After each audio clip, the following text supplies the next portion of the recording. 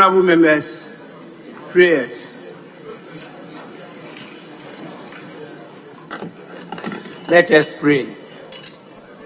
Almighty God, we humbly beseech thee to look with favor upon this Parliament of the Republic of Ghana. Grant that it may perform its high duty as in thy sight. Give divine guidance to the President of the Republic. Endow members of Parliament and ministers of state with discernment and vision, integrity and courage, that through the labors of government, this land and people may be well and truly served, and thy good purposes for the common human life be realized in our midst. Amen.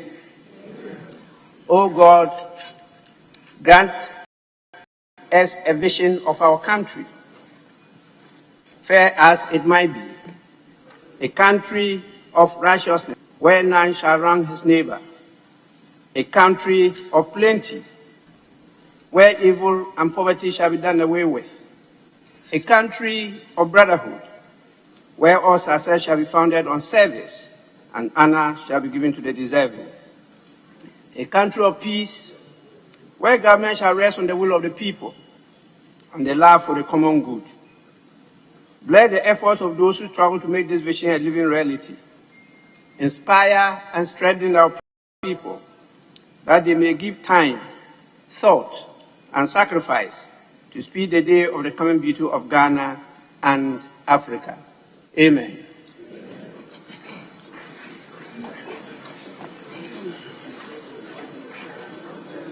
Didn't do it well, so it's falling.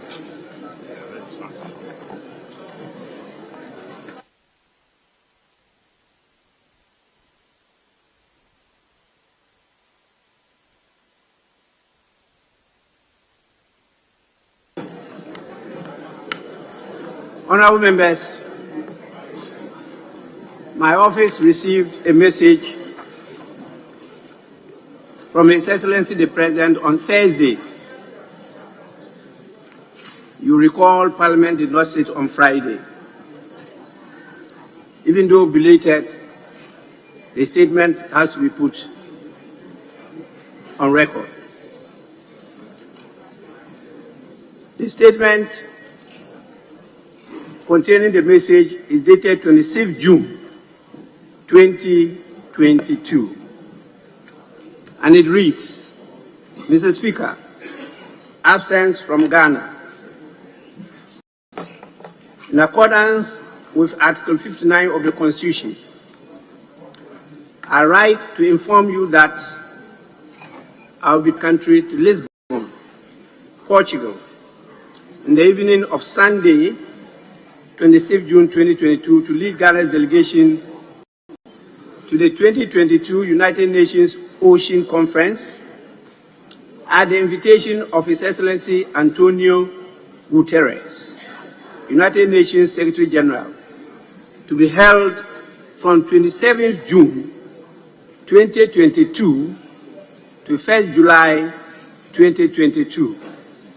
I will return to Ghana in the afternoon of Wednesday, 29 June 2022. During my absence, the Vice President, Alhaji Dr. Mahamudu Bawumia, shall, in accordance with Article 68 of the Constitution, act in my stead.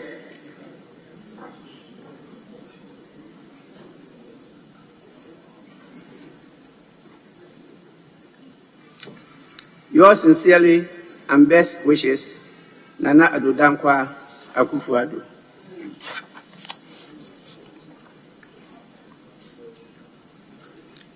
Honorable members, it's important that I inform the public before I read a formal communication to you that this morning both the majority and minority caucuses held some marathon meetings to try to discuss a few issues. Then after that, the pre-sitting meeting usually referred to as conclave of leaders, placed in my lobby. And so this explains why Parliament is starting business today at this time.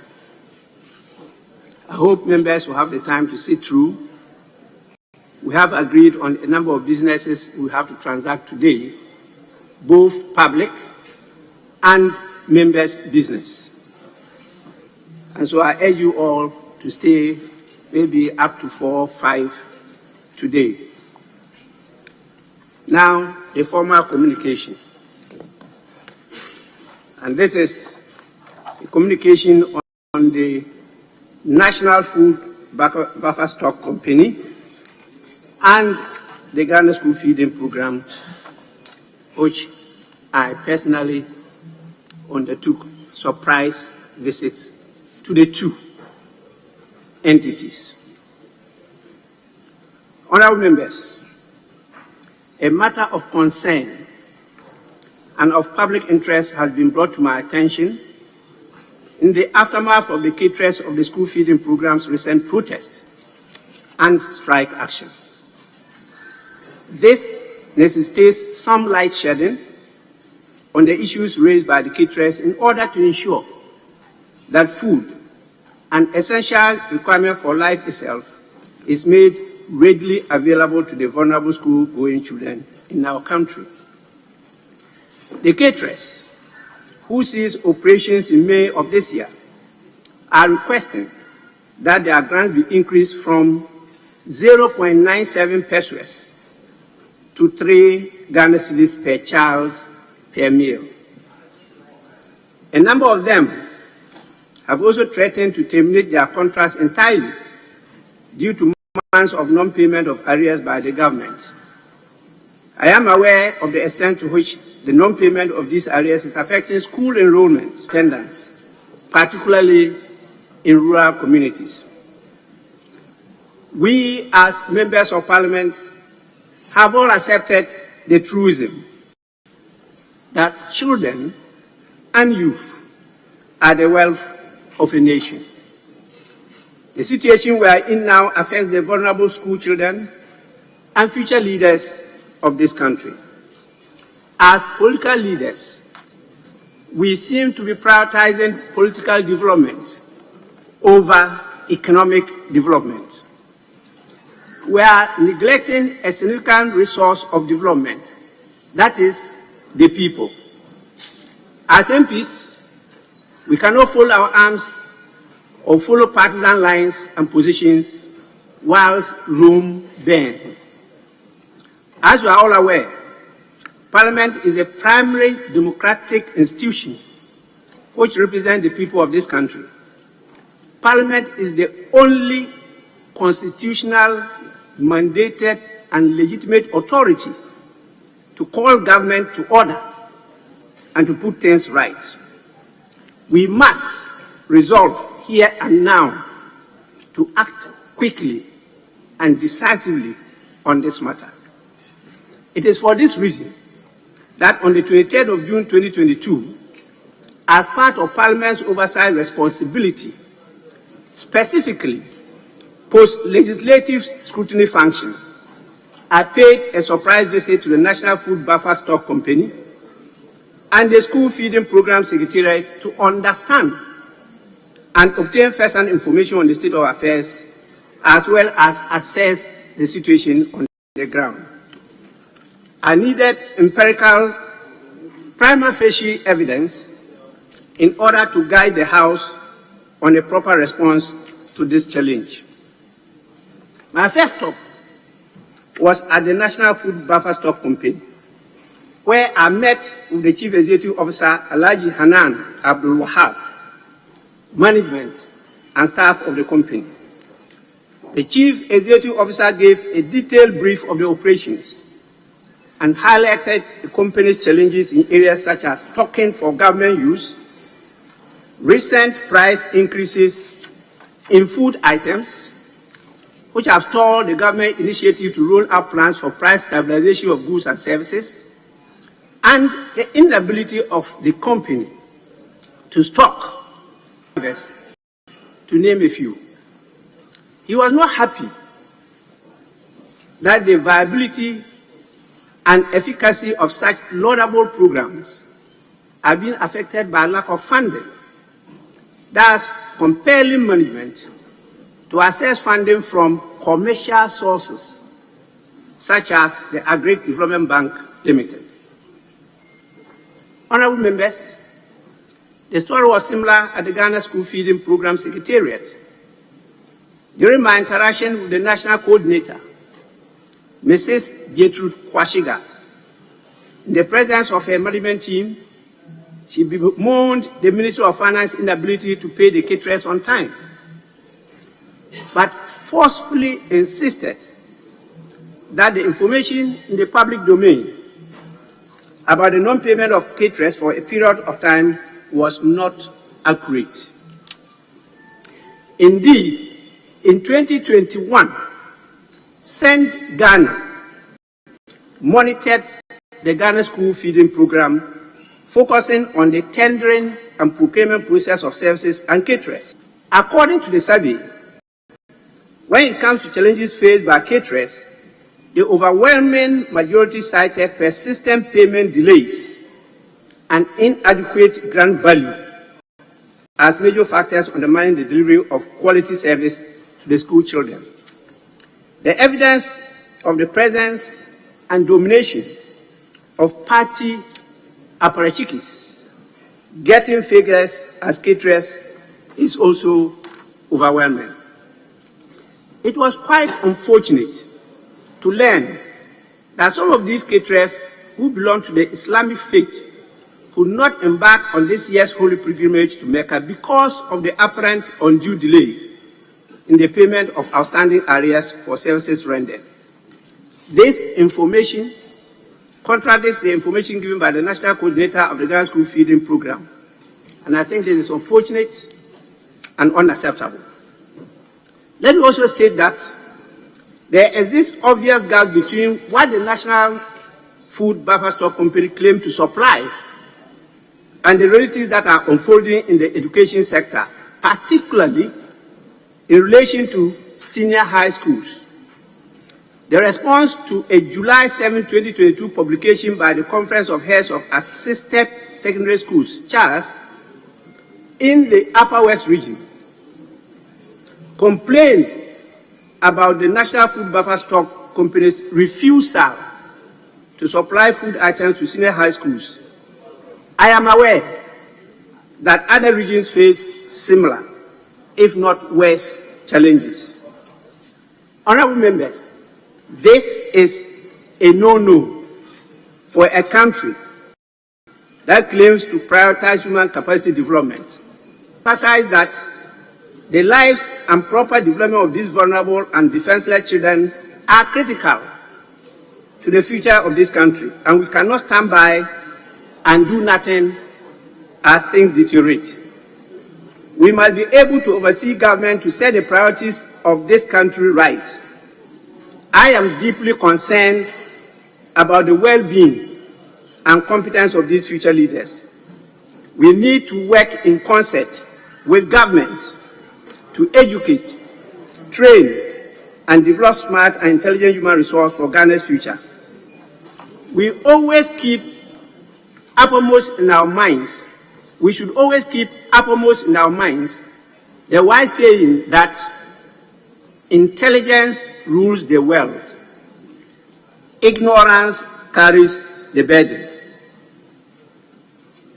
Honorable members, according to a 2019 report by the Global Development Commons, child malnutrition accounts for approximately 45% of mortality among children under 5 years in low and middle income countries.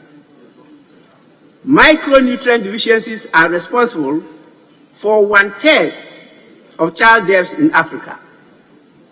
Hunger also had immediate and long-term negative effects on children's physical, emotional, and intellectual development, their life experiences, and the country's economic performance. The aforementioned are unfortunately exacerbated by leaders' lack of courage and political commitment to take bold and realistic decisions to enhance the welfare of the child. Let it not be said that we are part of the generation of leaders who support this indecisiveness in standing for the protection and development of the child. If we are committed to dispelling this notion, the counter-narrative to this must begin with us. Consequently, I am directing leaders of the following 5 committees to constitute an ad hoc committee to investigate the activities of these 2 organizations and report to Parliament on the feasibility, sustainability, and state of affairs of the 2 programs. In view of the fact that I had earlier on referred some matters to these committees, I direct that the ad hoc committee reports to the House before the end of October this year. The committees are education, gender, children and social protection, health, food and agriculture, and the almighty Finance Committee. Let me once more reiterate that the school feeding program provides great potential to accelerate the nation's progress towards the attainment of the United Nations Sustainable Development Goals on hunger, poverty, and malnutrition. It is therefore critical that we address issues affecting the efficient implementation of the program as matters of national priority, while instituting realistic and sustainable measures to avert a possible recurrence in the future as we experience today. May I also remind honorable members, particularly the leaders. Honorable members, I take this one serious. I'll repeat it for your attention. May I also remind honorable members, particularly the leadership of committees, of the guidance of Article 106, Clause 14 of the 1992 Constitution. The said Article 106, Clause 14 states, and I quote, "A bill introduced in Parliament by or on behalf of the President shall not be delayed for more than 3 months in any committee of Parliament." Unquote. Honorable members may further avert their minds to Standing Order 136, which is a reproduction of Article 106, Clause 14 of this matter. Even though these provisions deal specifically with public bills, they nevertheless give an indication of how long Ghanaians expect a matter referred to a committee of Parliament for investigation and inquiry could take before a report is submitted to the House for necessary action. The reason for these provisions are obvious: to prevent deliberate sabotage, obstruction, or undue delay of government or parliamentary business by any committee or some members of a committee. I'm emphasizing this issue because of a number of referrals that have been with committees, some for over 6 months. Some are getting to a year, and we've not had any report from the committees. Honorable members, you know there are sanctions against breach of these rules. I have resisted the temptation to apply these sanctions. This is the 3rd and last time I will refer to this and defer applying and enforcing the sanctions. I do so because members were going through the learning process. I did so because members were going through the learning process. I will no longer hesitate in applying these sanctions. Members are now conversant with how Parliament works. and will proceed to apply the full rigors of the law. A word to the wise is enough. I thank you for your attention.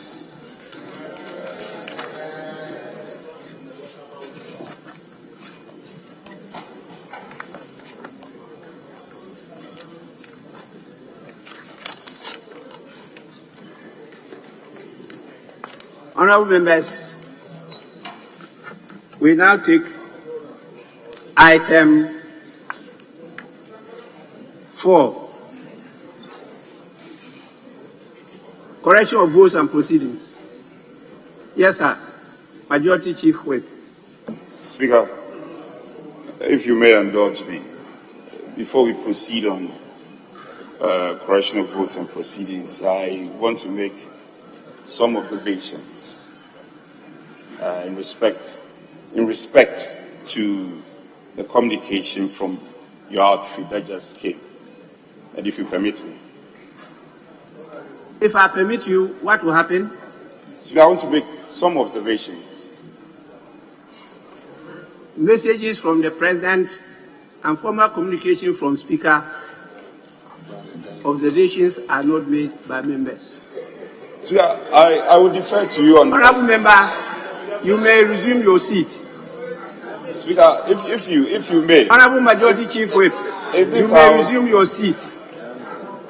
Thank you. Speaker, thank you.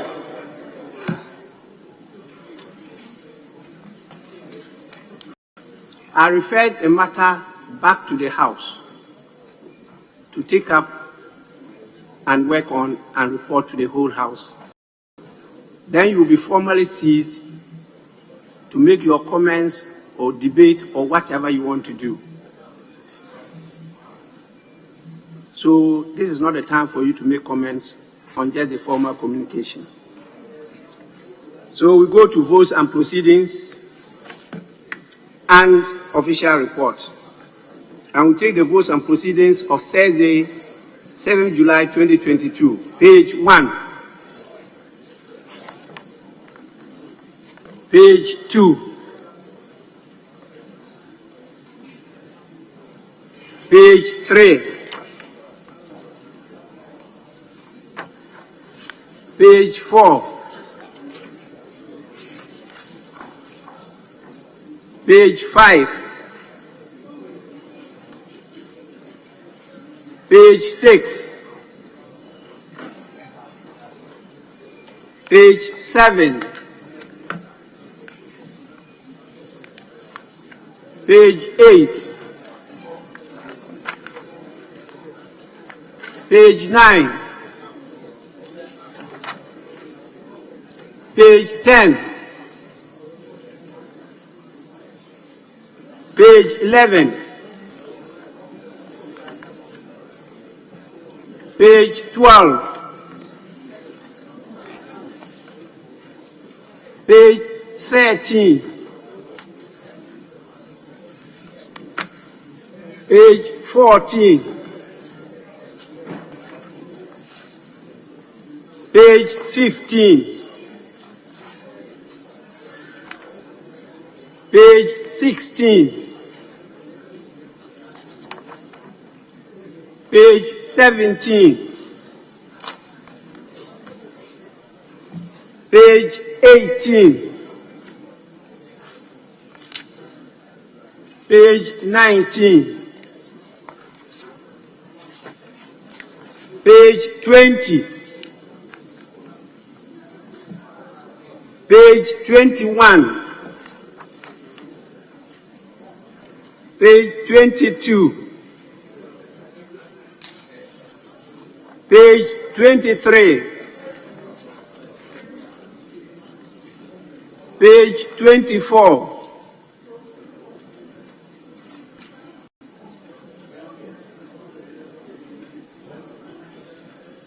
yes, honorable member. Honorable Speaker, page 23, Roman numerals XXI and XXII, Headmaster Nyankomase Ahinkro Senior High School. Number 1, the high is missing between senior and school. And this school is called Nyankomase Ahinkro Senior High School. So if these two corrections could be effected, thank you. Honorable Member, thank you so much. Please, table office, kindly take note. Page 24, page 25,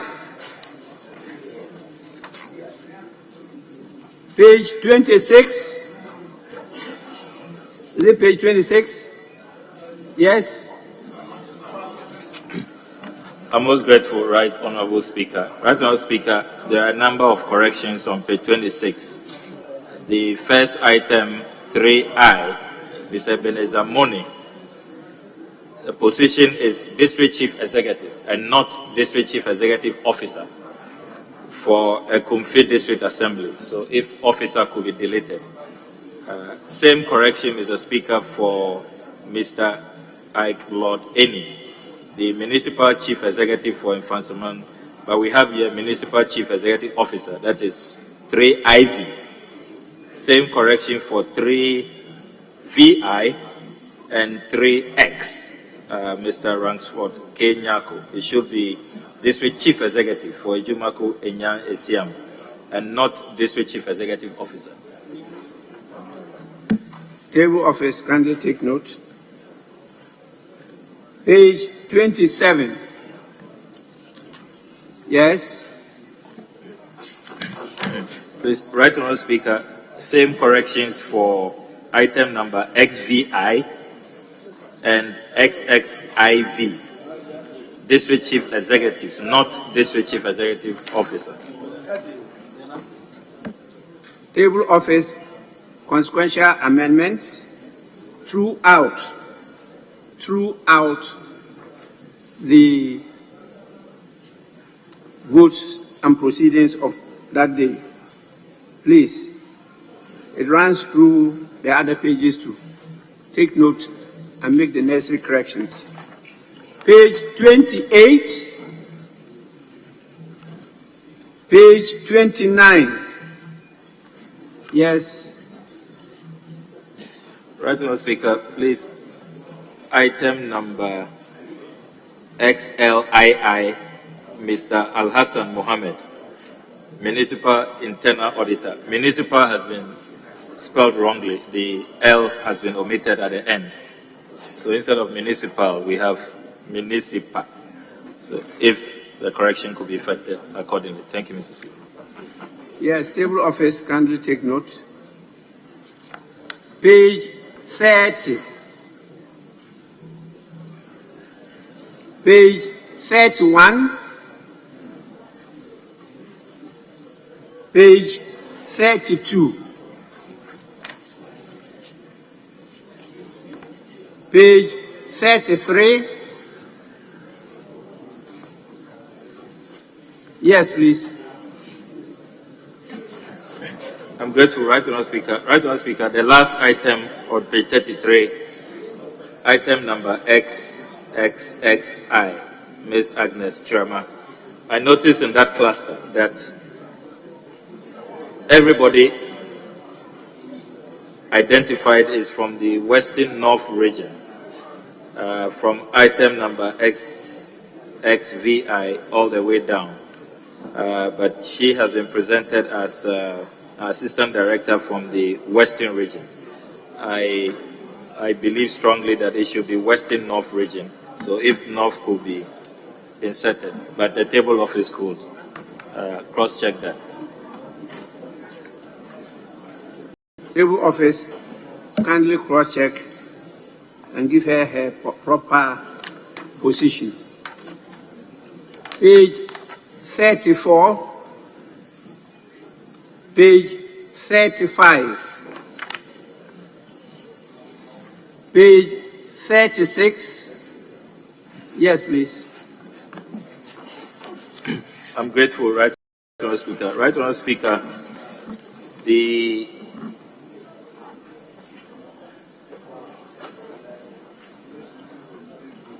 rendition of what transpired following the presentation of the Finance Minister That's the meeting of the Joint Committee on Health and Finance. What we have here is that the committee met on Wednesday, 6 July 2022 at 9:53 a.m. and commenced investigations into the COVID-19 expenditure by government following the statement made by the Honourable Minister for Finance. I thought that, Mr. Speaker, it should be following a referral from you or a directive from the Right Honourable Speaker after the presentation by the Finance Minister. The way it's been captured here is as though the Finance Minister was recommending that or asked for that.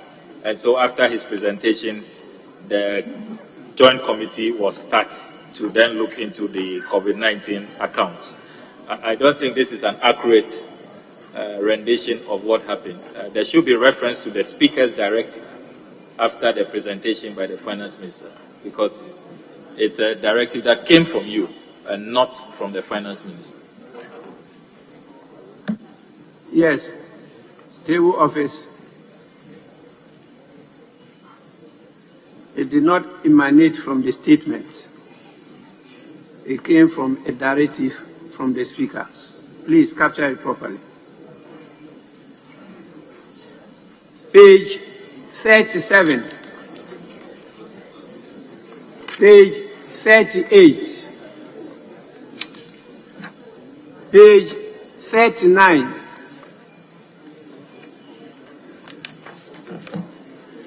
Page 40.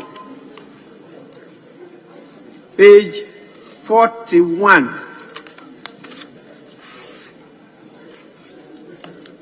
Honourable members, in the absence of any further corrections, the votes and proceedings of the 25th sitting held on Thursday, 7 July 2022 are adopted as a true record of proceedings.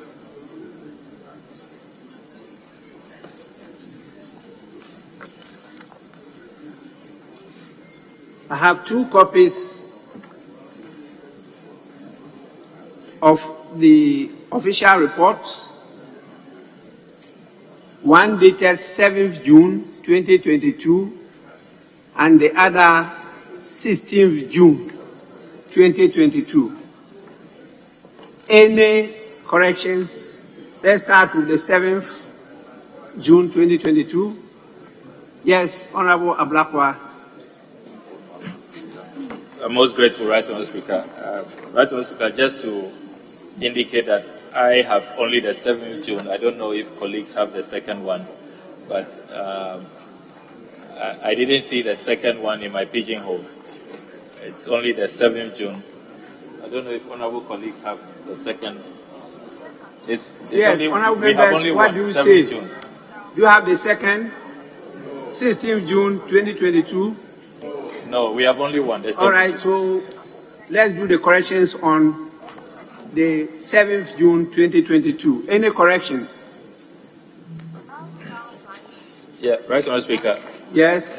If I could point out column 109, the second paragraph, a historical correction is, I think it was the Lance Minister speaking. He was here earlier, seems to have left, but the Berlin Conference, the second paragraph is saying that 13 European states, the United States of America and the Ottoman Empire divided Africa among themselves. For the record, as we all know, the United States did not, in that meeting, leave Berlin with any African country. That is a historical fact. The United States of America did not colonize any African country out of that Berlin Conference. So if the records could be corrected. And then, Mr. Speaker, the first paragraph of column 110, there is the use of the word bondages within the context of the result was that the continent was divided and borders were created without regard to traditional boundaries, cultural heritage, and I believe, Mr. Speaker, it's bonds. and not bondages that existed between the people. So it should be bonds. Bondages connote a different meaning, probably slavery or some other matter. I thank you, Mr. Speaker. Yes, table office, the honorable member is right. Do the correct corrections. Any more corrections?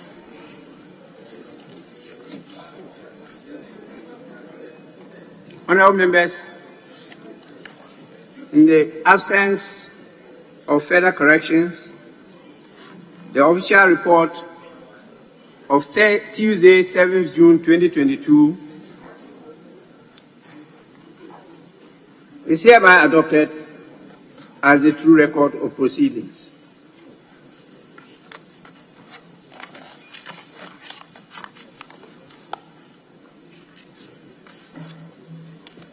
The guidance I got from leadership, does it still hold? Yes, Deputy Majority Leader. Mr. Speaker, rightly so. Accordingly, I humbly apply for your leave for order of business to be varied, and in so doing, I pray that, Mr. Speaker, in granting the application, allow us to proceed with item 10. Yes, Minority Chief Whip. Thank you, Mr. Speaker. Mr. Speaker, as agreed at the pre-meet sitting discussion, they want us to take some number of motions, and they are 8, 10, 11, 12, 13, 14, 15, 16, 17, 18 and 19, then we'll come back to questions. That's what was. What? You are adding to the number we discussed. We ended at 13. I didn't hear of 15, 16, and the rest. Well, Mr. Speaker, when we were there, they were, remember, we came a little late. At least this was what I came and made the discussion about the numbers that we're going to take in. So this was the numbers that they gave us that they raised and it was agreed. Even though we were there when we concluded, but these were the numbers they gave us. Yes. Mr. Speaker, we did not intend to surprise you. We want to apologize to you if leadership did not communicate the subsequent agreement reached.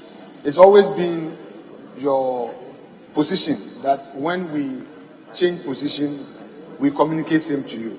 We apologize for that. We are not springing a surprise on you, except that we notice that these.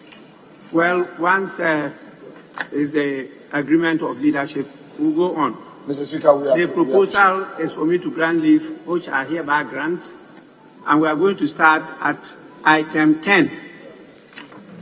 Honorable members, item 10, at page 9 of the order paper, motion. This is a matter that has been debated and also left with just a question to be put. The motion definitely was to adopt the report of the Finance Committee on the financing agreement between the government of the Republic of Ghana, represented by the Ministry of Finance and the European Investment Bank, for an amount of 75 million euros for the COVID-19 Health Response Ghana project. Those in favor of the adoption of the report, say aye. Those against, say no. The ayes have it. The report of the committee is accordingly adopted. We now move to item 11, which is the consequential resolution on the adoption of the report of the Finance Committee. Yes. Speaker, the Finance Minister is unavoidably absent. With your leave, Mr. Speaker, the Honorable Deputy Finance Minister.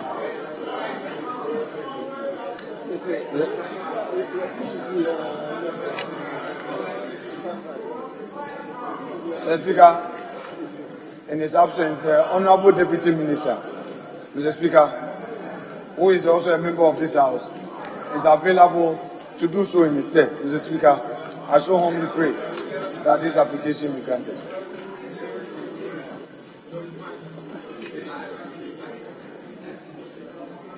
Yes, please.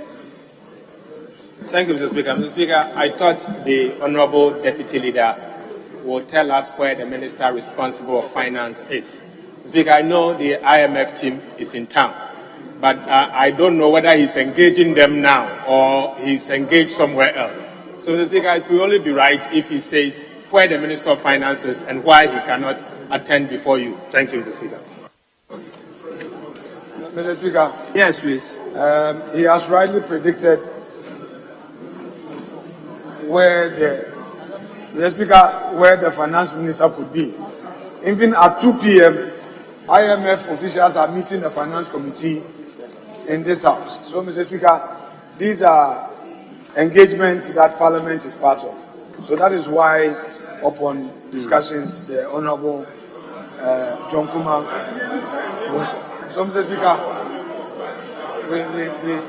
it is our case that you grant leave for Honourable John Kuma to move the application. Yes, honourable leaders, I think it's proper that when a minister is absent, reasons be given for the absence. The term unavoidably absent is only used in respect of the speaker. That you can see in the standing orders. That is the standing orders of the House. But in the case of ministers, you have to give reason why the minister is absent. Unavoidably absent is a hidden reason. But since we command them to appear, definitely we should be told why the person hasn't appeared. And that should be a reasonable excuse. But I'll grant the leave and I'll permit the Deputy Minister of Finance to represent the Minister of Finance on this occasion. So, Deputy Minister, may you kindly move the resolution.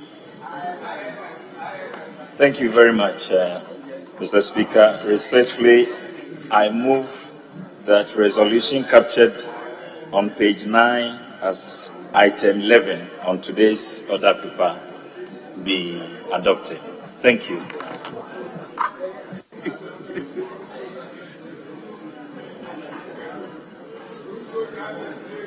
Yes. Mr. Speaker, I second the motion. Mr. Speaker, I beg to second the motion. Motion on the resolution moved and seconded is for the consideration of the House. It being a consequential resolution, I will proceed to put the question. Those in favor of the resolution say aye. Those against say no. The ayes have it.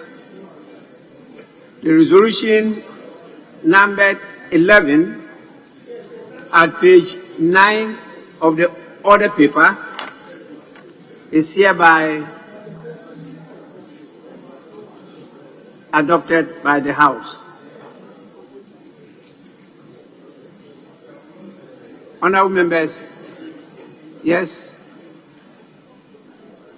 Yeah, Mr. Speaker, would you leave again if we may proceed to item 8? 8. Yes, please. Honourable members, debate, item 8. Yes, it's just It's at page 8 of the order paper. Motion that this Honourable House adopt the report of the Finance Committee on the annual public debt management report for the 2020 financial year. Debate to be concluded and leadership who are there to conclude the debate.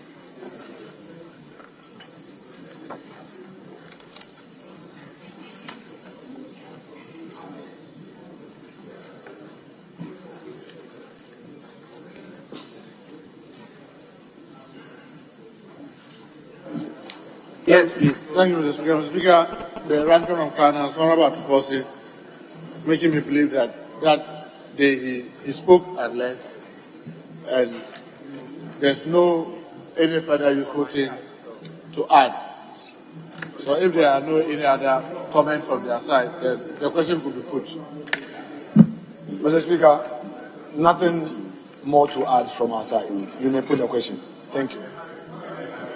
Honorable members, we are told that you have nothing more useful to add to what has already been presented by those who contributed to the debate.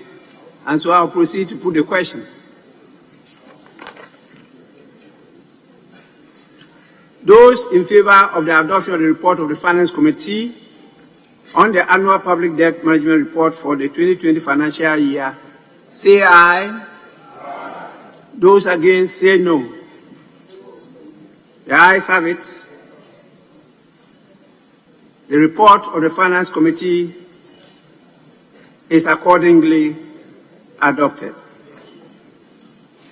We move to the Consequential Resolution, which is item 9 at page 8 of the order paper.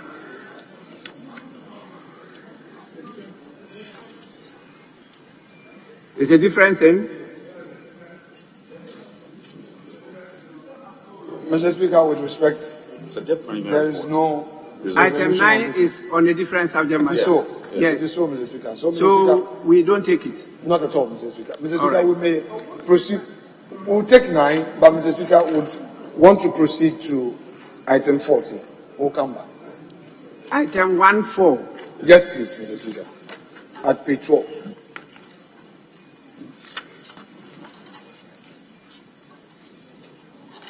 Honorable members, item 14 at page 12 of the order paper. Motion.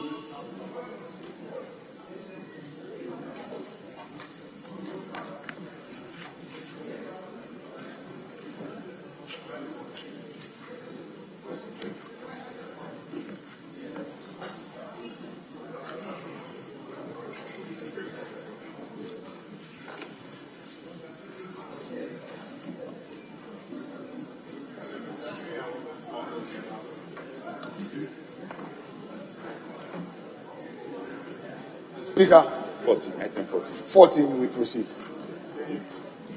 Honorable members, item 14.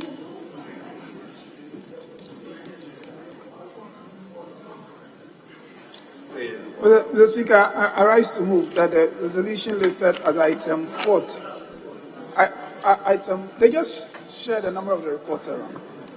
Item 14 be moved now, and in the process, submit your committee's report. But Mr. Speaker, before I do, the report is 4-in-1. Yes, the report is 4-in-1. So if you give me your permission, I would like to move resolutions 14, 16, 18, and 20 together because they are all captured in one report in accordance with an advice by this House that we take these reports together when we have a number of such requests.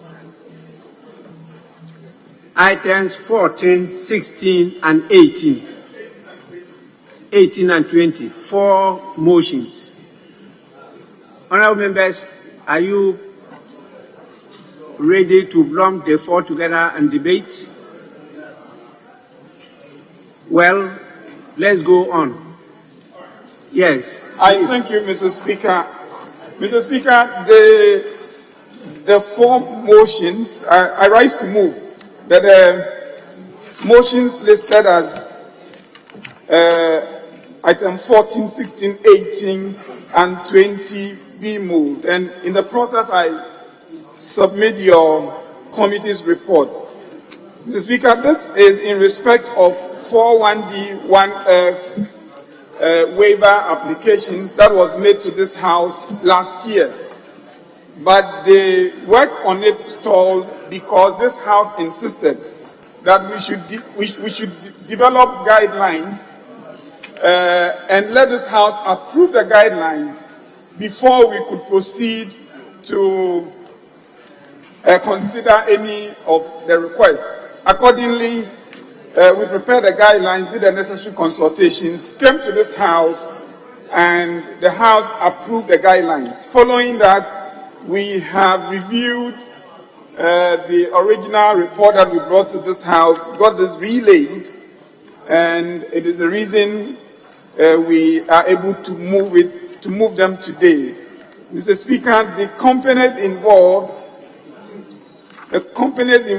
are B5 Plus, Ferro Fabrics Limited, Everpure Holdings Limited, and Myro Forestry Ghana Limited. Mr. Speaker, as we would see under paragraph 4, the amounts corresponding to the request for these entities have clearly been listed. Under paragraph 5, your committee observed, Mr. Speaker, that the master list had to be whittled down for some of them in accordance with the approval by this House, but also to take out items that can be found in Ghana, and therefore, for those ones, for B5 and Ferro Fabrics Limited, we needed to revise the total exemption request as indicated under paragraph 6.1 of your committee's report. In conclusion, Mr. Speaker, considering the benefits to be derived from the 1D1F project and having satisfied itself that the request satisfied the guidelines for the approval of 1D1F tax waivers adopted by this House, the committee recommends to this House to adopt this report and approve the motions that are earlier indicated. Respectfully submitted, I so move, Mr. Speaker. Honourable members, 4 motions moved. Any seconder? Thank you, Mr. Speaker. Mr. Speaker, I rise to second the motion. Mr. Speaker, but in doing so, let me remind the House's attention to the fact that this House approved a guideline in about 2 weeks ago to guide the approval of 1D1F tax exemptions. Mr. Speaker, you will recall that the issues of tax exemptions, particularly relating to 1D1F, had become very topical to the extent that members has a number of reservations against it and believe that the policy seems abused. And so there's the need for us to get a guideline before we can continue approving this. Mr. Speaker, these 4 motions or 4 items requesting us to give some form of tax exemptions has been with the committee over 8 months. Over 8 months. Wow. Mr. Speaker, some of them has been with us over 1 year. We believe that the tax exemptions that they were requesting for were a bit too much, and the giveaways, well, Mr. Speaker, excuse my French, were a bit too much. Mr. Speaker, the committee subsequently had slashed or reduced the amount that the Ministry of Finance was requesting. Mr. Speaker, in some of them we reduced the amount by over 50%. Some of them we reduced it by about 70%. Mr. Speaker, some of them we believe they do not even qualify to get the tax exemptions. And so, Mr. Speaker, I can only say that as part of the guidelines, the committee has done a diligent work in reducing these tax exemptions that the Ministry of Finance and the Ministry of Health had asked us to approve. Mr. Speaker, we believe that Parliament should not necessarily be a rubber stamp where whatever the government asks us to do, we approve them. Mr. Speaker, in doing so, we strongly believe that, yes, it's a government policy and we need to support it. But it's in our right to question government policy when we believe that those tax exemptions are too much and they are eroding the tax base of the country. Mr. Speaker, let me say that I will support this tax exemption as we have before the House on principle that we approve the guidelines and ensure that these guidelines will be in line of what we have approved earlier. Mr. Speaker, with these few words, I can recommend to the House that let us approve this. But going forward, again, we will have to ensure that this guideline is implemented appropriately. Thank you, Mr. Speaker. Honourable members, motion moved and seconded is final for the consideration of the House. Honourable Kwame Abuja. Right, Honourable Speaker, thank you for the opportunity to make few comments about this. Mr. Speaker, the first thing I noticed about this report is the absence of the breakdown of the items on which we are granting tax waivers. Normally, the Finance Committee attaches the items on which we are granting the waivers. But these four reports put together doesn't have anything we are granting. We are just granting tax waivers as a lump sum. I think it's not the normal practice in this House. Indeed, even if that was applied to the Finance Committee, members at plenary are not members of the Finance Committee, so we necessarily need to do that. Mr. Speaker, I keep saying this because in this House we have seen how do you call it, a SHEP project, self-help electrification project, where we were granting tax waivers on a quarry machine under that project. So, Mr. Speaker, we need it. Mr. Speaker, secondly, I notice all the figures are also in dollars. All these companies are Ghanaian companies. So why are we not? Are these figures not in Ghana city? Why are the figures in dollars? I still also don't understand this. So I would have wished that the figures are in city, not in dollars. But Mr. Speaker, whilst I consider these four companies as relatively doing well in this country, because none of these companies were established yesterday, we are ready to grant tax waivers of millions of dollars to these companies who are already not collapsing, doing well. But this same House is happy to impose e-levy on poor people because we don't have enough money. That if somebody sends 100 cedis to the relative to buy medicine, we are ready to charge e-levy on it. But you are ready to grant millions of dollars of tax waivers to companies that are relatively doing well. Where is our sense of judgment or fairness in this, Mr. Speaker? I would have wished to wholeheartedly throw my support behind this. But I am saying that whilst this is not the first time we granted tax waivers, one, this one didn't come with the breakdown of the items. Two, I don't understand why the figures are in dollars, because these companies are Ghanaian, Ghanaian registered company. And as a member of parliament who comes from one of the deprived areas, I don't know how I will explain to my people why they should pay e-levy on 100 cedis while we are granting huge millions of dollars of tax waivers to companies that are relatively doing well. I don't think this is fairness, Mr. Speaker. For these reasons, I cannot support this particular tax waiver to these companies.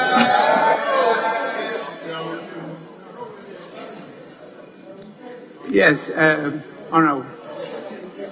Thank you very much, Mr. Speaker. Mr. Speaker, as a House, we should be mindful of what we say, because we always want to attract the best companies to come and invest here. Mr. Speaker, the chairman will wind up and speak about the dollar issue that he raised. Mr. Speaker, these four companies, summing up alone, are going to create over 3,000 jobs. Mr. Speaker, if you look at B5 on paragraph 3.1, the workforce of 968 workforce will be created and over 1,600 indirect workers. Secondly, on paragraph 3.2, ferrofabric is going to create over 600 direct jobs. Everpure, on paragraph 3.3, are going to create over 700 direct jobs. And Myro, if you know Honorable Adumako Mensah's constituency in Dobonso, they are going to benefit from over 700 direct jobs. Mr. Speaker, how do we raise revenue? It's through some of these concessions that we give to companies and the payee that emanates from them. That's how you encourage companies to set up and create jobs. So there's no country in this world that doesn't give incentives. But as a House, we must ask ourselves whether we are able to put in place the right strategies to track the incentives that we grant. That should be the business of the parliament of this country. Mr. Speaker, I will always support government to give incentives to companies because that is the only way we can create jobs and opportunities for our youth. I thank you very much, Mr. Speaker. Yes, the honourable member for Bole Bamboy. Mr. Speaker, I'm grateful for the opportunity to contribute to this report. Mr. Speaker, I am a little bit sad that... Yes, a minute, honourable member. Honourable members, in view of the nature of business before the House, I direct that sitting be held outside the normal sitting hours. Yes, honourable member, you may continue. Thank you, Mr. Speaker. Mr. Speaker, I'm saying that I'm a little bit sad with respect to this particular report, where this House is called upon to exempt over $11 million to these companies. I serve as a member of the Trade Committee, your committee. Yes, we're not part of this process, but I put my eyes on what exactly is happening when it comes to 1D1F. I heard my colleague, the honourable member for the vice chairman for the finance committee, talking about figures in terms of employment. I haven't seen that in this report. I have not seen them in this report, where you are saying that some companies are going to create 700 and 200 and 300 jobs. I haven't seen it. In any case, the essence of 1D1F is to support companies to create jobs, is to support companies that will produce. I'm not using the floor, so you sit down. Thank you. Sit down. Mr. Speaker, it is sad that we come here and we exempt taxes. Just a minute. I thought you said that there will be responses from your leaders and particularly the ministry who moved the motion. I should say the chairman who moved the motion. Rightly so, Mr. Speaker, but my good friend Sule from Bole Bamboy made a specific reference to me that I didn't refer to where the jobs were going to be created in the report. I did so by mentioning the particular paragraphs and the specific number of jobs that each entity was going to create. So I'm sure Sule hasn't read the report well. So if he looks at it well, you'll see that. Sule, look at the paragraphs. You'll see them. Thank you. Mr. Speaker, when you say as we look at the paragraph, will my colleague be humble enough to specifically mention those paragraphs for me? We want to see the number of jobs that this huge sums of money that we are going to give is going to create. Thank you, Mr. Speaker. B5 Plus Limited, paragraph 3.1 of the report on page 3. The company was established in 2002 and has its head office at Pung, Barrier on the Flower Road, with a workforce of 968 direct jobs and 1,600 indirect workforce. Hold on. So if you look at the other components, you see the jobs that are being created by this company. And paragraph 3.2, fabrics, they are all there, Sule. Take your time, relax. Mr. Speaker, I think my colleague is misleading this House. We are talking about creating jobs and talking about existing jobs. The finance committee should tell us those existing companies, the number of jobs that they have already created and the number of jobs that they will be creating as a result of this exemption that we are giving to them. That is missing in this report. And I do not think that we should sit here and approve this kind of exemption for this kind of companies. I'm calling on my colleagues that collectively we reject the exemption that is going to be given to these companies. Thank you.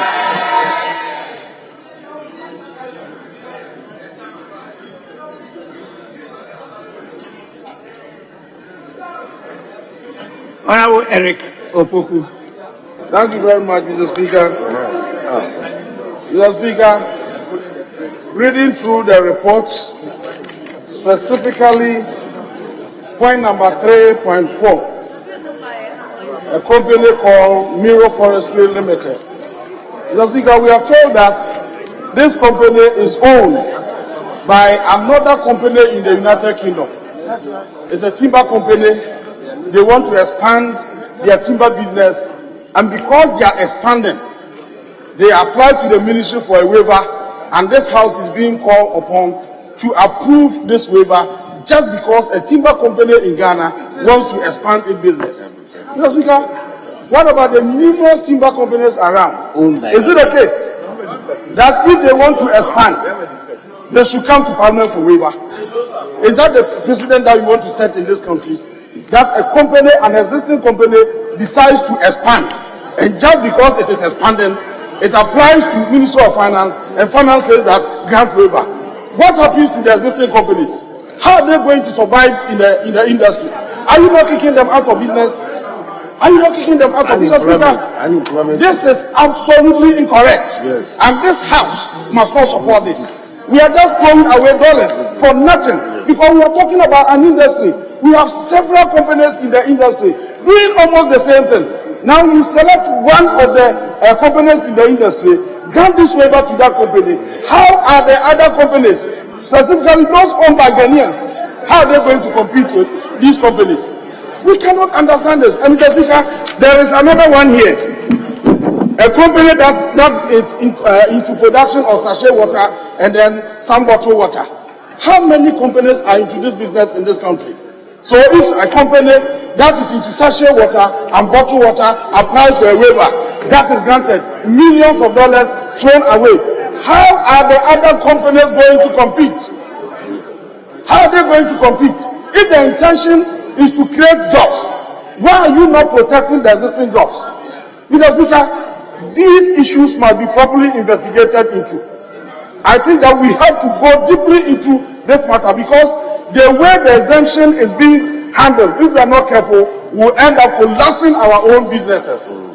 How can you grant an exemption to sachet and bottled water company while there are several of them also expanding without this facility? So in effect, what you're saying is that because they are getting the exemptions, they can price low and then kick all the others out of business. So if the idea is to create more job avenues, you end up creating unemployment, creating a situation that will lead to rising unemployment in this country. And it's something that this house must not associate itself with. It's a bad precedent. We don't have to allow this to pass. And Mr. Speaker, there is another one here. There's another company. It's so interesting. Ferro Fabric Limited. Ferro Fabric Limited is a limited liability company which produces iron and steel products. The company is one of the leading manufacturers of iron and steel reinforced bars in Ghana with an installed production capacity of 150,000 metric tons for finished steel annually. The current shareholders and management in 2013 injected a total amount of $10 million US. Mr. Speaker, one of the leading manufacturers. What about the others? What happens to the others? So you are giving this facility a huge concession like this to one company. So after the production, how are they going to price their commodities? They are going to price low because government is giving them waiver, which others are not having. And at the end of the day, what happens to the other companies? Which criteria? What happens to the other companies? And Mr. Speaker, we must know as a house the criteria that was used for these companies to benefit from this waiver. Is it just because they apply to be considered as one of the factories under one district, one factory? In any case, the whole concept of one district, one factory, is it for existing companies that are expanding? Is that the meaning of the one district, one factory, that existing companies decide to expand? And the next day they are called one district, one factory, and they are giving waivers. Mr. Speaker, this one is not in the interest of Ghanaians. It is not a facility that will lead to job creation. It is going to collapse our businesses. We are throwing away dollars for nothing. and government must come appropriately to explain that. Mr. Speaker, there is another interesting paragraph I want to refer to. The paragraph on page 3, the last paragraph, page 5, Mr. Speaker. The company intends to expand its production. The company intends to expand its production. This will involve the importation of machinery and equipment. In order to assist, the company imports the items. In order to assist the company import the items. Oh, my brother. Why? Import the items and enhance its production. The Ministry of Finance has submitted the company's request for the waiver of taxes and duties as an incentive under the One District, One Country program to the House for approval. They have intention to expand, and to be able to expand, they have decided to import machinery into this country. And Finance is saying that they have requested for waiver, so Parliament should approve of it. What are they buying? What are the prices? Because we don't know anything. We are granting this bank check just because we want to grant waiver to companies that we know, or what is it? Mr. Speaker, this House has been seen as doing the best for this nation under your watch. And I believe that it will be suicidal that you allow this thing to pass without due diligence, without Parliament being satisfied that what we are doing will not collapse the businesses that we have in this country. Mr. Speaker, that's very true. Thank you very much for the opportunity.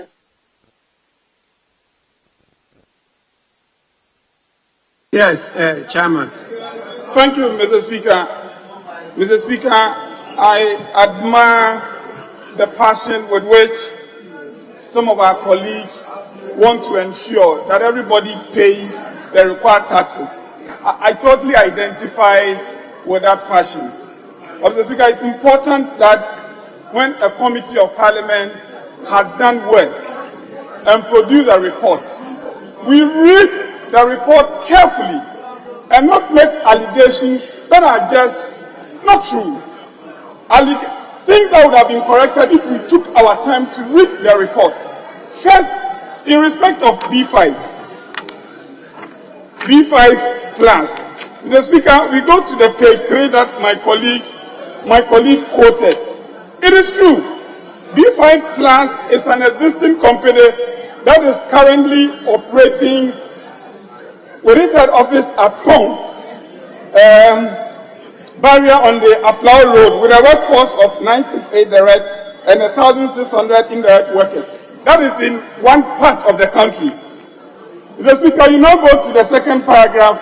It says the company plans to expand and enhance its production by undertaking a project.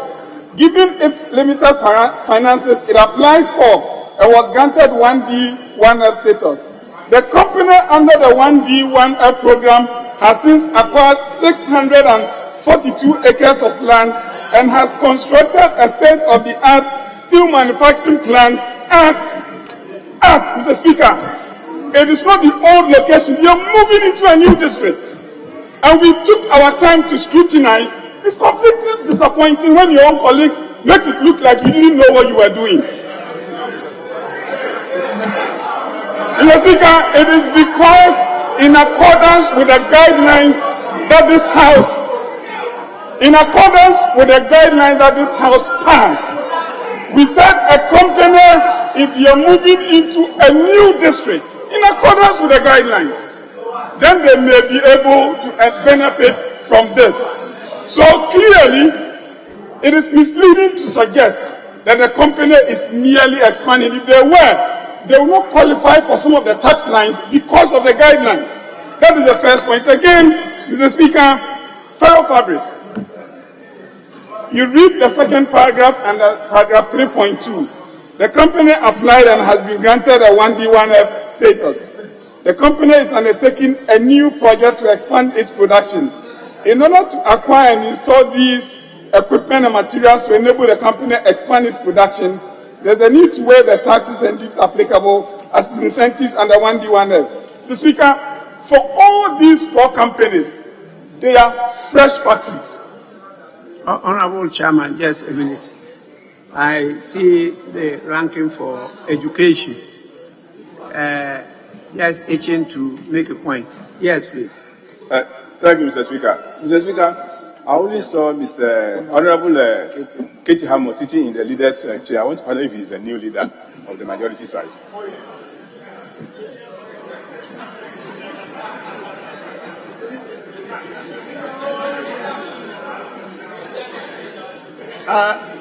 Sorry, Mr. Speaker. I didn't quite get the interruption. He said, why am I sitting in this chair?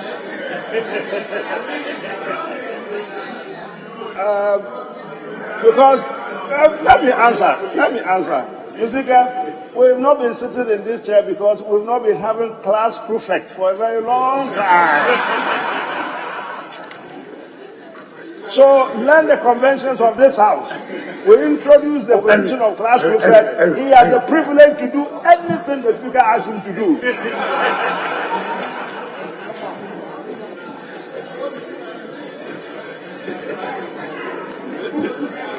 Yeah, thank you, Mr. Speaker. So, Mr. Speaker, it is just to make the point. As I said, I am an advocate for reducing exemptions in the system. It's something to which I feel committed, and I want to assure my colleagues that all these are fresh companies. They are consistent with the guidelines that we debated here and passed, and therefore the House should approve them and not give the impression that somehow we just brought these things here. Mr. Speaker, the second point I'd like to speak very briefly to is in respect of the dollars, that the requests are quoted in dollars. Mr. Speaker, the point is that all these factories, even though this House approved corporate income tax and other domestic taxes, in practice we have only been granting customs taxes. Now those custom taxes, because they relate to the imports and the prices of the imports, they are in foreign denominations. It is so for all the import exemptions that come to this House. It is at the time of the importation that they will use the exchange rate to convert it into cedis. So again, there's no harm there, Mr. Speaker. I plead with my colleagues that we approve these exemptions that have been here for more than a year so that the companies can benefit. I thank you, Mr. Speaker. Honorable members, I want to guide the House. Even though the report hasn't actually stated that there was consensus, I gather from the mover and the seconder that there was some consensus at the committee level. But that doesn't prevent members of the House from taking issues with the report of the committee. It might be that the committee has not captured some essential information at the disposal of the committee, which the members found wanting, and therefore they want further explanation. So, Chairman, don't be carried away by the concerns that have been raised by members. They are not indicting the competence or otherwise of the committee or its members. That is not the point. The second issue is that this House approved guidelines for the approval of the IDIF tax waiver requests. Then also we have some laws guiding the House, including the Finance Committee, in such matters. As you raise the concerns, could you look at those laws and the guidelines to see whether what they have stated is in line with the guidelines that we have approved? If they are not, then you can take issue with them. Now, when you raise your general concerns about the companies, and you don't also link them to maybe issues of the economy or other things, it's very difficult to convince, particularly a speaker like me, to go with you. So please, in your debate, refer to the guidelines that you have approved. Are the guidelines saying that the ID, the 1D1F benefits should not be extended to existing companies, that they should be only for new companies. They should not be for expansion. They should not be for this. Let's look at those guidelines that we ourselves approved. And then from there, one will be in a better position to disagree with the report of the committee or agree with the report of the committee. As it is now, none of you have referred to that. And I sympathize with the issues that you raised concerning the issue of taxation and the fact that we need really more revenue. We should not be looking for revenue, bringing e-levy, whilst granting huge tax waivers to rather very good and profitable companies. But is that sufficient? I don't take decisions. I only guide, and then I'll put the question. But I read the report, and I saw that the companies are not only in competition in Ghana. There's an international competition, particularly if you're dealing with steel and iron. And you look at the countries that are covered, not only in West Africa, but other countries. How do you support your countries to your companies to expand to the international world, the global competition, employ more people, create more wealth, grow the economy? You have to go through all this and make sure that at the end of the day, we are able to do what is right and in the interest of the people. So please, there's still more room for debate. I will still grant more of you the opportunity, but we have to finish this work today. And I saw the minority chief whip on his feet, so I'll give him the opportunity. I'll come to backbenchers. Don't worry, backbenchers, I'll definitely give you the opportunity. Yes. Thank you, Mr. Speaker. Mr. Speaker, let me say that, like you rightly said, the most worrying thing is that most of our colleagues who are not on the Finance Committee may be justified in raising their concerns. But for those of us who have been involved with this for some time, will tell you that, Mr. Speaker, this report has been on the audit paper for 8 months now. And in the 8 months, we have insisted that one thing be done before we take it. And that first thing was to get the guideline. And Mr. Speaker, the day we were taking the guideline, if members could remember very well, I was vehemently opposed to allowing existing companies to benefit, to the extent that, if the chairman will remember, I was calling for a lesser incentive for existing companies as compared to new companies. And Mr. Speaker, we also were of the concern that the concentration of these industries were all just around the very areas that we are already familiar with. And therefore, they should rather move into new areas to give true meaning to the 1D, 1 district, 1 factory. Mr. Speaker, if you look at the committee's report, in particular page 9, and you look at the amount of monies that originally were supposed to be waived, and after the guideline, they had to go back and cut these numbers to be able to meet the guideline that we approved. I found it very difficult to use any other means to say that we cannot guarantee it, when we have given a guideline and the guideline has been followed. And I asked the ranking on finance when they suggested that we should take it, and I asked, Honorable Atu, are you sure that in your committee you've made sure that the guideline had been followed to the letter? And the answer I got was yes. And I'm not a member of the Finance Committee. And I just want to plead with colleagues that yes, I, in principle, not today, even when we were in government, were vehemently opposed to the method of waiver that we do. My belief is that many countries in the world have stopped giving waivers. What they give is tax credit.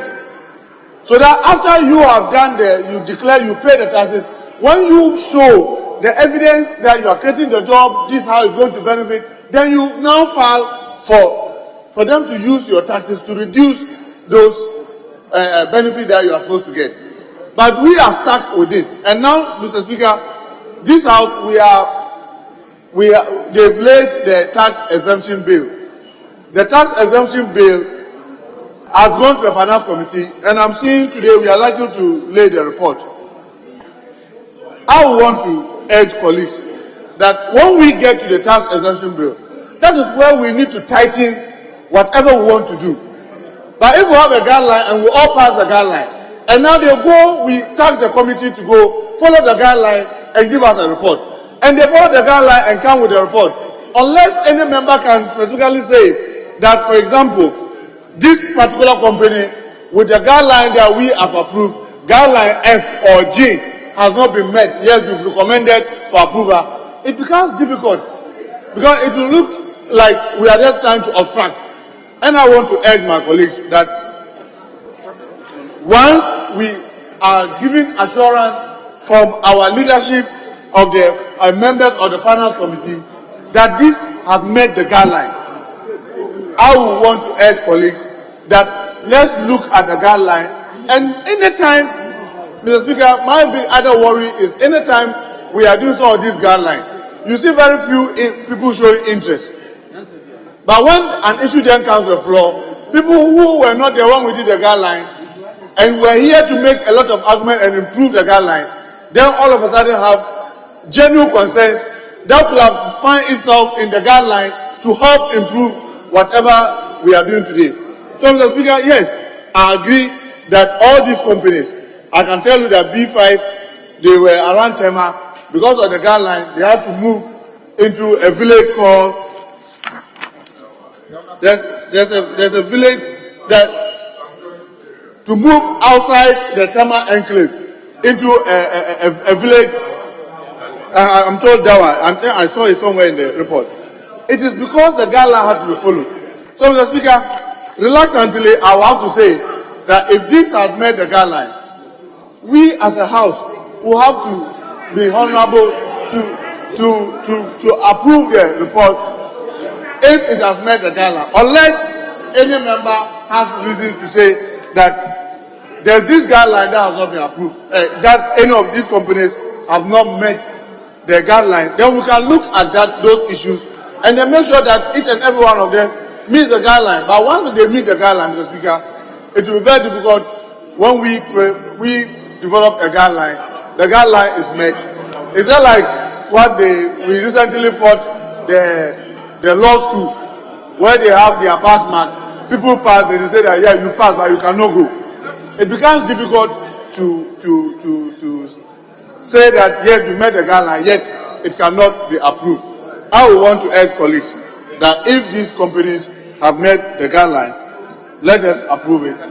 And if we want to improve the guideline, let's call the guideline and add many more things into the guideline, so that we make sure that any company who doesn't meet the minimum in the guideline cannot be granted the waiver that they may be requesting. So with this, Mr. Speaker, I want to urge colleagues that unless strongly there's something in the guideline that has not been met, we consider our position to approve these companies to be able to expand their work and do the things that they have to do.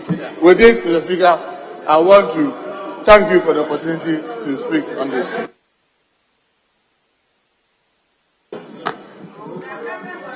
Honorable members,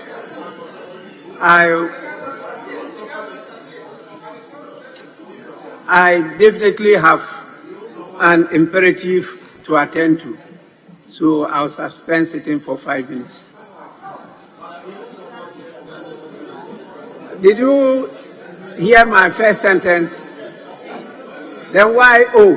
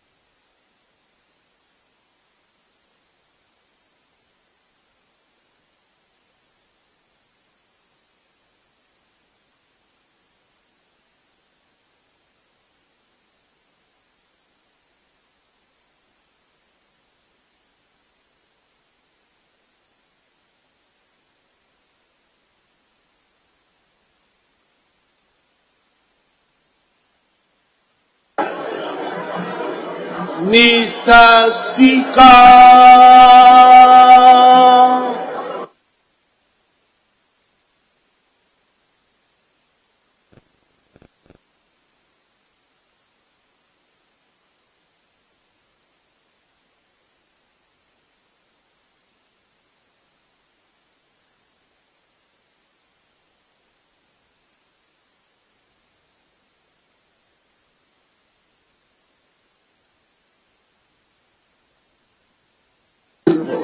The people should be careful.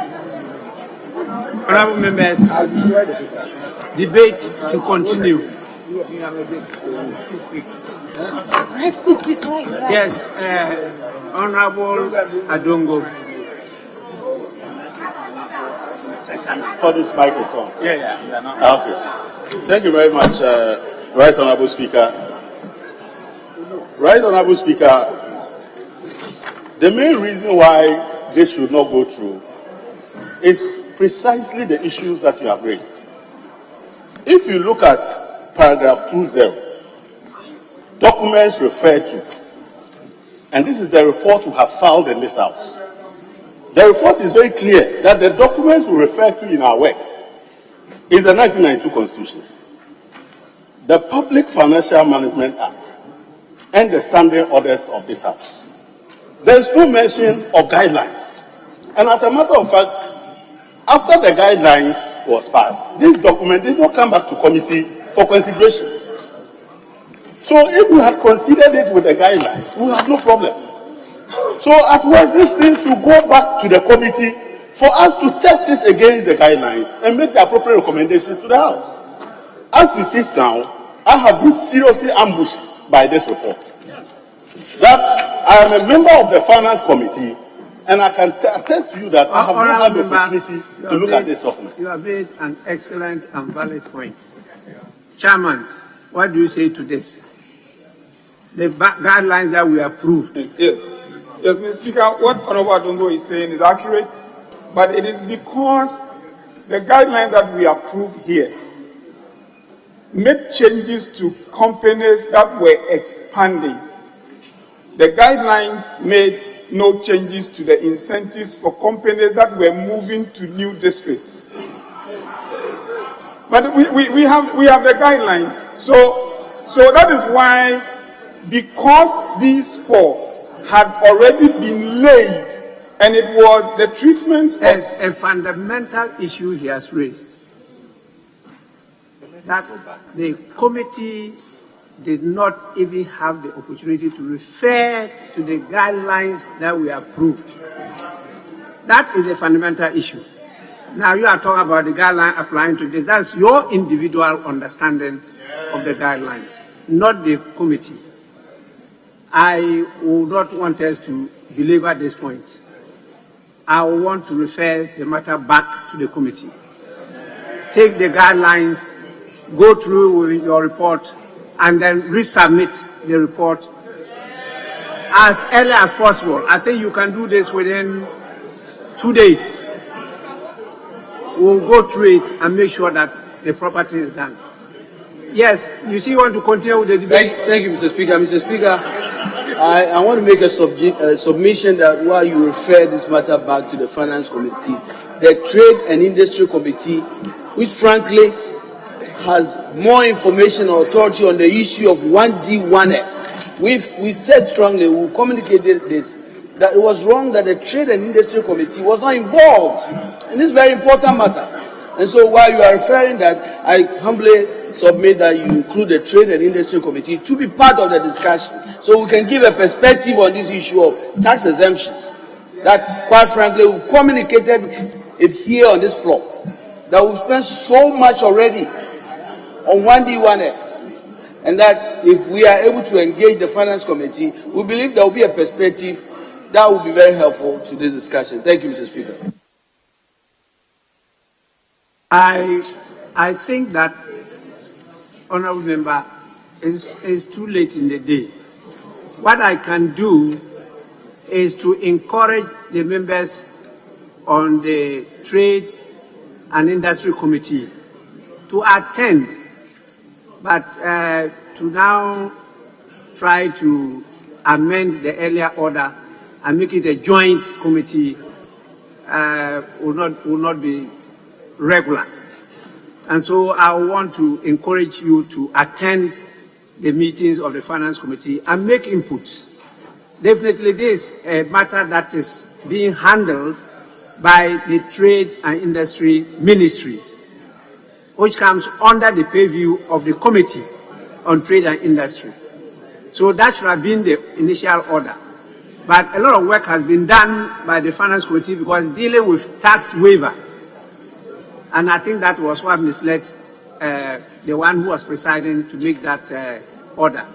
But in any case, it's before the House.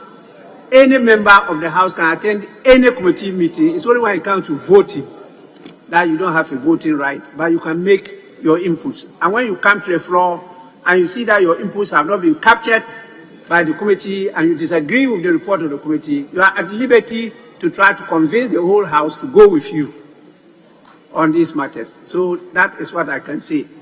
But I think I stand by my earlier directive that the matter be referred back to the committee.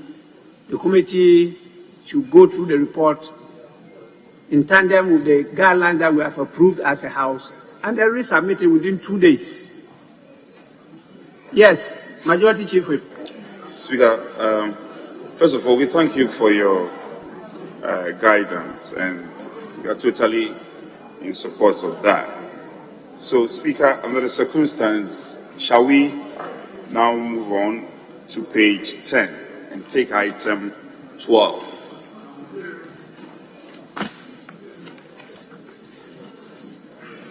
Honorable members, before we do that,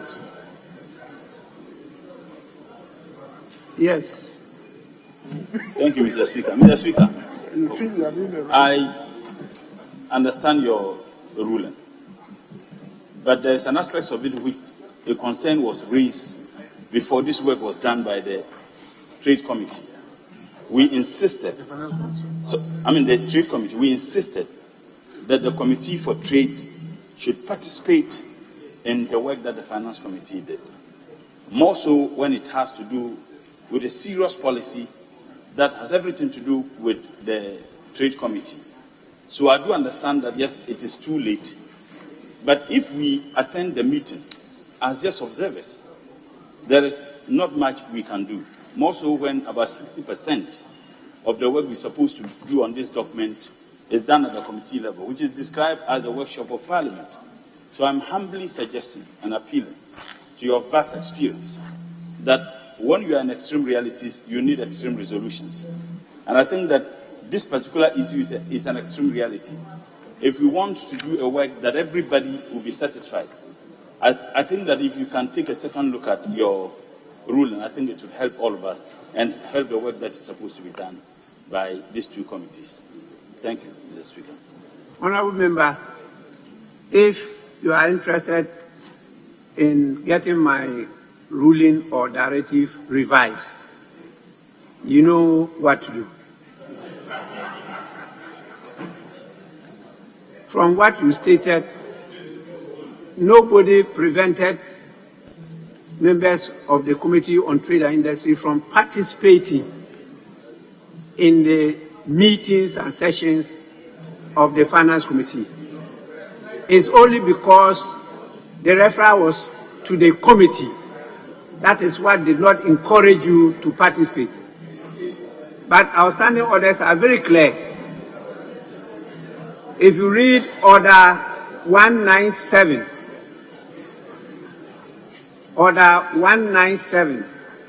particularly the paragraph at page 125, it says, any member of the House who is not a member of a committee may, unless the House or the committee concerned otherwise orders, take part in the public proceedings of the committee, but he may not vote or may not or move any motion, nor shall he be part of any quorum.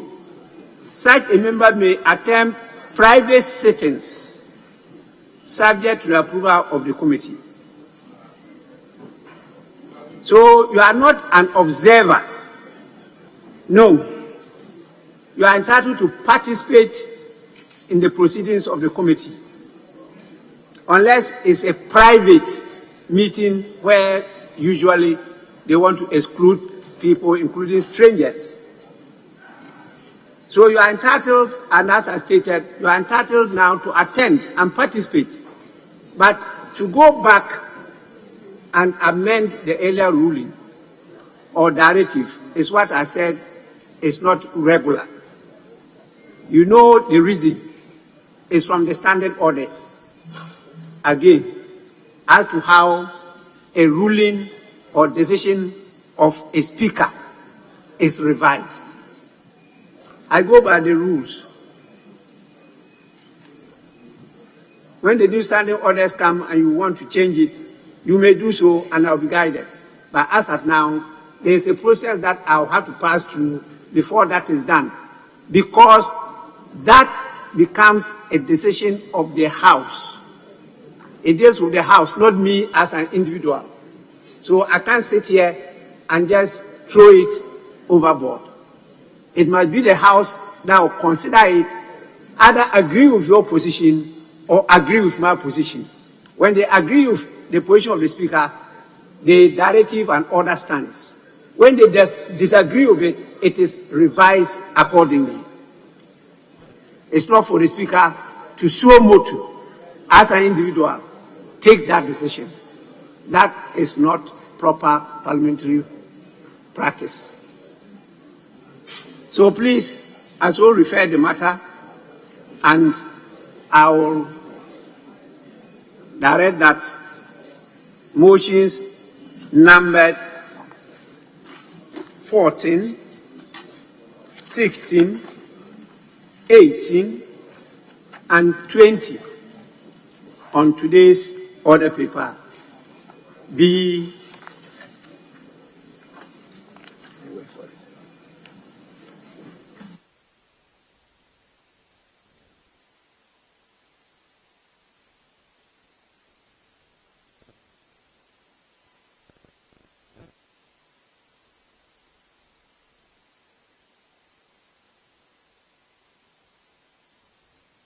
the proper thing is to defer those motions for reconsideration by the Finance Committee and other members who are interested in the matter.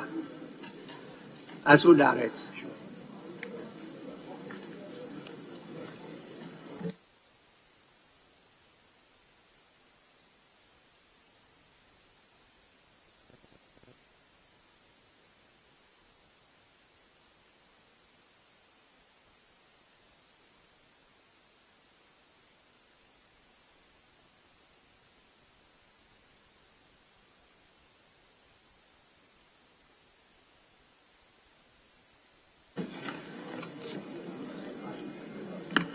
Honourable members,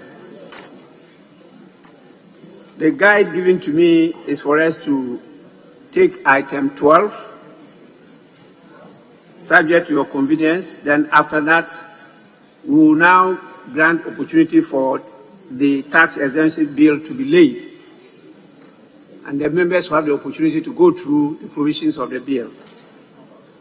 So we'll move on to item 12 at page 10 of the order paper. Motion, Chairman of the Finance Committee.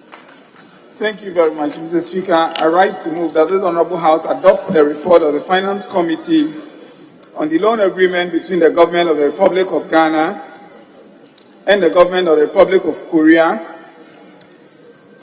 acting through the Export-Import Bank of Korea for an amount in Korean won not exceeding the equivalent of 147,100,000 United States dollars to finance the implementation of the improvement of Water Lake Transport System project. Mr. Speaker, with your permission, I proceed to present your committee's report. We met with officials from the relevant ministries. Mr. Speaker, the terms of this highly concessional facility are clearly stated under paragraph 4 of your committee's report. The project cost breakdown provided under paragraph 5. The observations of the committee provided under paragraph 6, which, Mr. Speaker, takes me to the conclusion. Your committee, having critically examined the agreement and found the terms to be concessional and favorable, respectfully recommend to the House to adopt the report and approve the moved motion. Respectfully submitted, Mr. Speaker. Honorable members, motion moved. Any seconder? Yes. Thank you very much, Right Honourable Speaker. Mr. Speaker, I rise to support the motion. You rise to second the motion. To second the motion for the approval of the Finance Committee report for the approval of an amount of 147 million to finance the implementation of the improvement of Water Lake Transport System project. Mr. Speaker, as indicated by the chairman of the committee, this is an extremely concessionary facility, inclusive of the grace period. It has a repayment period of about 40 years. The interest is less than 1%, and that makes it very concessional. The level of concession is about 66% of that money is a grant. It is therefore important that we approve this transaction so that the Water Lake Transport has the opportunity to improve its services and develop the inland port services of our country. Mr. Speaker, I support the motion. Honorable members, motion moved and seconded is for the consideration of the House. Yes, Honorable, let me listen to the Honorable Member for Ashaiman, right? Asujaman. Asujaman, yes. Yes, sir. Yes. Thank you, Mr. Speaker. I'm not from Ashaiman. He is. Hey, Ashaiman City, you can't refer to it like that. We only want to be from Ashaiman. Ashaiman City is a very important... Ashaiman is a very important city. Yes, I agree. Very important But I mean, city. I'm not a hatchet man from Ashaiman. He is Honorable Norway. Thank you, Mr. Speaker. Mr. Speaker, I rise also to support this, the approval of this facility for a number of reasons. Honorable Adongo has already stated, and it is also in the report that it is 66% concessional. That makes it very cheap for us. And Mr. Speaker, we all know the importance of the Water Lake Transport Limited and the fact that it has been dealt with a lot of challenges. It has a very huge potential to promote water transport in this country, but because of the lack of availability of a lot of vessels and other equipment that will help them improve on their services, they are being seriously underutilized. And this Water Lake Transport Limited is actually connecting about 5 regions in this country. And so if we are able to approve this facility and they are well equipped, there will be a lot of, will ease a lot of pressure on our roads as a lot of people will shift to water transport, because these new vessels will be efficient, and all the other facilities that have been stated in this report will enhance the appetite for people to use water transport, and all the goods and services, especially goods that will be required to be transported via water, will also move faster, and it will enhance the transportation of these goods. So I want to encourage all of us that this particular facility is very important for Mother Ghana. And you know that Water Lake has a very, the biggest facilities in Akosombo, in my constituency. That also informs why I'm passionate about this. So I urge all of us to support this particular facility. Thank you, Mr. Speaker. Honorable members, this is very obvious, but well, let me allow more members. Let's listen to the lady first, then after that, Honorable Kwame Abuja will take you. Thank you, Mr. Speaker. Mr. Speaker, I've looked at the report in connection to the Finance Committee on the loan agreement between the Government of Ghana and the Republic of Korea. And, Mr. Speaker, I speak on behalf of the people of the Salaga South constituency who border the Volta Lake at Makango and Yeji. And I will want the House to facilitate the passage of this agreement so that the loan can be accessed, and then the additional stroke, not just additional, but new vessels will be deployed on the lake to facilitate travel and movement of goods and passengers on the Volta Lake. Mr. Speaker, as we speak, currently there is just one ferry that serves the Makango-Yeji end of the Volta Lake. And this vessel is docked at Yeji. The first ferry, as we call it, moves at 9 a.m. in the morning from Yeji and doesn't get to Makango till between 10 and 11 a.m.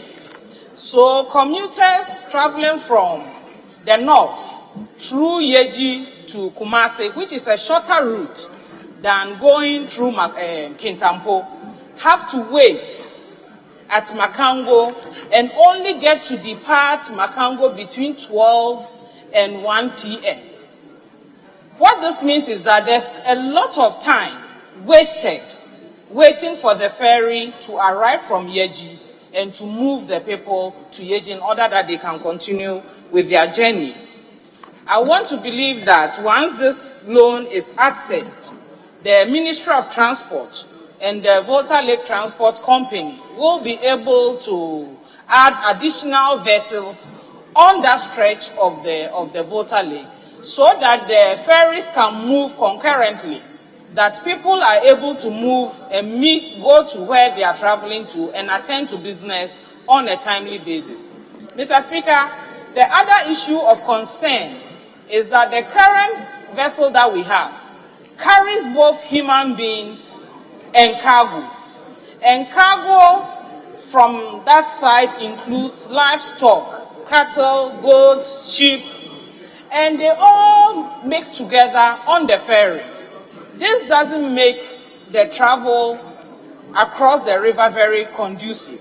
So we are hoping that at least when the new ferries are being acquired, the ministry will take cognizance of this difficulty and make sure that there will be compartments for cargo and compartments for human passengers. The third issue, Mr. Speaker, is that when we have two ferries on the lake, it will reduce the incidence of boat accidents that lead to the loss of life on the river. I will therefore want to encourage this House to support this agreement so that it can facilitate movement and travel on the Volta Lake. Thank you, Mr. Speaker, for the opportunity. Honorable member, experience what you just described as far back as 1977. I went through the ferry and I really know what it means to go through that corridor. But it's important that as a country, we are now realizing the fact that the Volta River and the Volta Lake is a very important growth pool for this country. It's been neglected, and I think that I should recommend Professor Ayensu's book, a well-researched documentary for all of you to try to read it and see what we have neglected, the resources that are available for us there to tap, and yet we go to poor countries to go and get loans to come and develop our country. That can't happen. I'm happy that it's from Korea. South Korea have advanced a lot in river transport. And those of you who have had the opportunity to go there, and I'll be prepared to support a team to go there to see for yourselves what river transport and rivers can do to a country if you focus on it. I'm prepared to support you to go there. Yes, Honorable Kwame Abuja. Right, Honorable Speaker. All right, I thank you for the opportunity to speak in full support of this motion. Mr. Speaker, the terms of this loan, as the finance people have said, is very generous. And as you said, the loan is coming from South Korea. It's a concessionary loan. Mr. Speaker, we also know, as you said, the experiences we've had on the Volta Lake. Ever so often we heard tragic stories of especially school children, traders, trying to go to school, some trying to do their business, getting drowned because of the conditions under which they are traversing the river. Indeed, Mr. Speaker, I believe if we do the necessary investment on the Volta River, we might be able to create jobs, tourism, and a lot of things can happen. Mr. Speaker, that is why I believe this agreement is very useful. Indeed, the government in the past have procured some ferries. If we cast our minds back, not too long ago when Adomi Bridge was being refurbished, 2 ferries were, brand new ferries were constructed. When the bridge was completed, they were relocated to the other side of the river. But we still need more crossing points. That is the reason for this. And this loan will deal with that. But, Mr. Speaker, if you read page 7 of the report, observations, these vessels will be bought and given to Volta Lake Transport Company Limited. But this loan is in the name of Ministry of Finance and Ministry of Transport. But the Volta Lake Transport Company Limited is under VRA. So I think a government ought to take a decision as to whether if these vessels are bought and given to Volta Lake Transport Company Limited, how is the Ministry of Transport going to oversee or monitor and to ensure that they are used in the way we want it to be used? I think there's something that we can't solve it today, but I think it's something that we need to consider in the future, as to whether Volta Lake Transport Company Limited should continue to be just an entity under VRA, or we should just say that maybe it comes under Ministry of Transport, because currently it's Ministry of Transport that is doing the investment. Mr. Speaker, if we go to page 9 as well, Mr. Speaker, whilst this is we are told that this is a budget of $140-something million. Mr. Speaker, I'm seriously concerned if I look at the distribution of the money. Normally, when we are putting up to a project, contingency should be around 10%. If you see the real cost of the project, it's just about $120 million. If you were to add the contingency, which is $26 million, which is above 20%. And at the committee, it was said that, oh, it's just contingency. Mr. Speaker, when you are going to borrow money or for something, you borrow equitably, that you borrow just enough to do the things. So, Mr. Speaker, I encourage the ministry to pay attention to the utilization of the contingency, because as far as I'm concerned, it's way above what a normal contingency of 10% should be. This is above that. And then we are also seeing for a project worth $120 million, a consultancy of $10 million extra. I hope joint value for money auditing, but I'm told this one they go through competitive tendering. The reason I'm a bit comfortable with this is this, Mr. Speaker. The anti-corruption agencies and the way the Koreans audit their projects are quite meticulous. Yes. It is not very likely for them to leave it out for anybody to do whatever they like. So I take consolation in the fact that these figures might actually change when it comes to the implementation of the project. So I encourage colleagues to fully support this, but government should consider in the future whether value for money, whether Volta Lake Transport Company Limited should remain just an entity under VRA, yet Ministry of Transport investing $147 million to retool that organization I think there's something of a mismatch that we needed to correct in the future. Thank you very much, Mr. Speaker, for the opportunity. Honourable Member, thanks so much. It's important to emphasize the point of vigilance. Yes, Korea, they really have very good systems in place, but our committee and the ministry should be vigilant.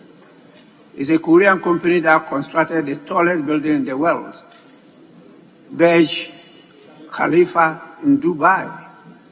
It's a Korean company, and they really have very good construction companies. But if you decide not to be vigilant, definitely everybody will take advantage. But it's quite a good project, and I think that we should take it on board. So I put the question. Those in favor say aye. Aye. Those against say no. The ayes have it. The motion is accordingly adopted. Honourable members, we will now move to the consequential resolution, which is item 13. Speaker, yes. I will seek your kind leave for it to be done by the Deputy Minister of Finance. It's your leave. Granted. I thank you, Mr. Speaker. I move for the resolution item listed, item 13, resolution listed as item 13 on page 10 on today's order paper be adopted. Thank you. Yes, seconder. Right, Speaker, I second the motion. Motion for the adoption of the resolution moved and seconded. Those in favor say aye. Aye. Those against say no. The ayes have it. This House has accordingly resolved, in accordance with the terms as stated in item 13 on page 10 and 11 of the order paper. Honourable members, may we now look at order paper addendum before we go into the questions. Yes, Majority Chief Whip. With our respect, exactly so. We are due to take questions, and Minister has been in the House for some time. I know. Speaker, with respect, before then, we'll go on to the order paper addendum and take item 1. Item 2 and 3 will be deferred to tomorrow. We'll take item 1, after which we'll take the questions. Honourable members, order paper addendum. Page 1, at the commencement of public business, item 1, presentation of papers. The following paper to be presented by the chairman of the committee. Report of the Finance Committee on the Tax Exemptions Bill 2022. Honourable members, the paper is laid accordingly and is for distribution to all members of the House. With this, we move to item 5, questions. Questions. We have 10 questions. Standing the names of various members of Parliament for the attention of the Minister for Roads and Highways, who has been with us since morning. Honourable Minister, we thank you for your patience. It's good that you are here. You are always here anyway. We have so many more questions for you, and I want to urge the Business Committee to try and at least program the questions. There are so many of them for the attention of the Minister. So we start with question number 4 84, who stands in the name of the Honorable Member for Ho Central, Honorable Benjamin Komla Udo. You may now ask your question. Honorable members, first Deputy Speaker to take the chair. Thank you, Right Honorable Speaker. I rise to ask the Minister for Roads and Highways when the dual carriage road from Sokode Game to Ho City Center will be completed. Honorable Minister, Sokode is my village, so you have to take it serious. Yes. The answer, please. No. Thank you, Mr. Speaker. Mr. Speaker, Ho is the capital city of the Ho municipality in the Volta region of Ghana. The road is a 10.5-kilometer road and starts from Sokode Bagame to Ho Civic Center. The project, when completed, will increase the road capacity, improve traffic mobility, and improve road safety. Currently, Mr. Speaker, the contract titled Dualization of the Whole Main Road from Civic Center to Sokode Bagame, measuring 10.5 kilometers, was awarded on 8 August 2016 for completion by 8 February 2018, which was later revised to 31st December 2022. The project is at 60% physical completion and works are currently ongoing. Mr. Speaker, work done to date include approximately 7.75 kilometers of the road, that is from kilometer 2.450 to kilometer 10.200 RHS, and RHS is right-hand side of the carriageway constructed up to Banda course. Banda course laid between kilometer 7 plus 600 to kilometer 10 plus 200 LHS, that is left-hand side. Crash rock base laid between kilometer 6 plus 5.80 to 10 plus 200 LHS. 4. Sub-base from kilometer 2 plus 450 to kilometer 10 plus 200 left-hand side. Curbs, laybys, drains, and other ancillary works are all ongoing. Thank you, Mr. Speaker.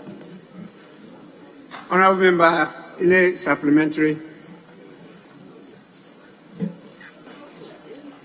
Right, Honorable Speaker.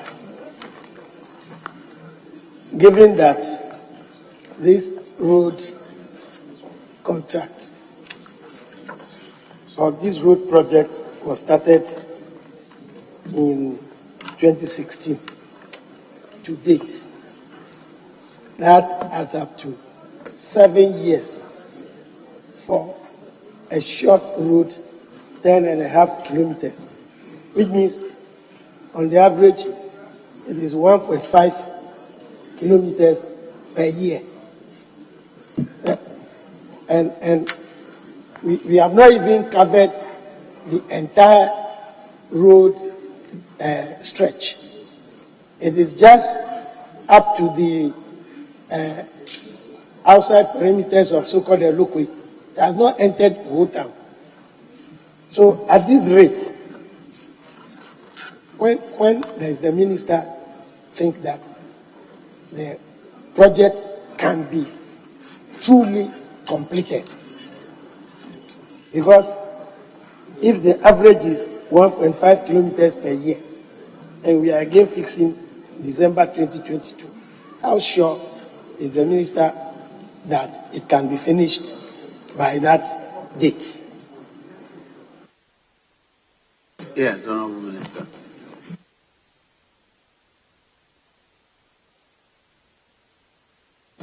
I thank you, Mr. Speaker. Mr. Speaker, this is a dual carriage road, so if we talk about 10.5 kilometers, we are only considering one side of it. It means that we are talking about 21 kilometers of road was to be done. So don't limit it to only 10.5 kilometers. Mr. Speaker, a lot of work has been done on this road since 2016, and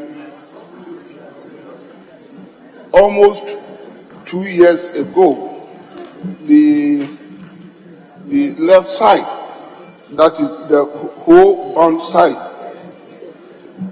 Honorable Member will bear witness, was fully completed and was open to traffic. The right side is now being worked on, and the dual carriageway starts from Sokode up to the University Junction, and that side is almost part of itself. And to answer my colleague directly, the work will be completed before this year closes. Yes. Mr. Speaker, to my knowledge, the problem on this road has financing. Because the contractor comes, he does some work out for lack of payment of his certificate. So can the minister say that, or tell this house that the financial challenges which have bedeviled progress on the road have now been overcome, so that we will not see the contractor packing his equipment and leaving site before December 2022 with the job uncompleted. Can he tell us whether the financial challenges have been overcome or full provisions have been made for work to be completed as detailed here? Yes, Honorable Minister. Thank you, Mr. Speaker. Mr. Speaker, this road has had a checkered history. There's no doubt about that. Talking about difficulties in financing, yes, the road was awarded on 31st May 2016, and even by the close of 2016, the road had suffered its first problem. The contractor had even abandoned site, all because of delay in payment. And between that time and now, on record, almost 50 million Ghana cedis, has been paid. That is why the project has been going on, almost quite consistently. And Mr. Speaker, I have indicated that the project is scheduled for completion before the close of this year, and because we pay,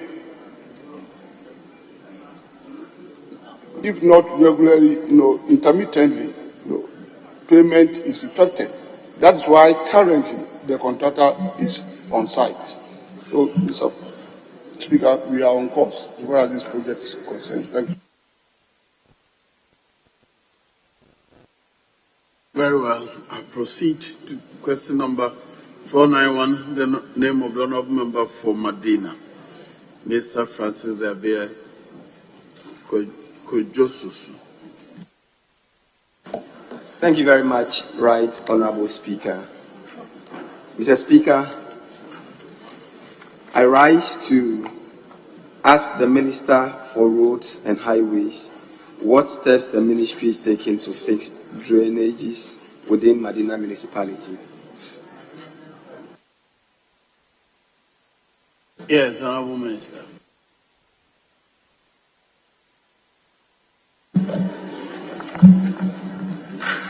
Thank you, Mr. Speaker. Mr. Speaker, the La Nkwantanang Medina is one of the municipal assemblies of the Greater Accra region, with Medina as its capital. The network of drains within the municipality consists of primary, that is storm drains, secondary and tertiary. The planning, construction and maintenance of primary drainage structures is part of the mandate of the Hydrological Services Department of the Ministry of Works and Housing.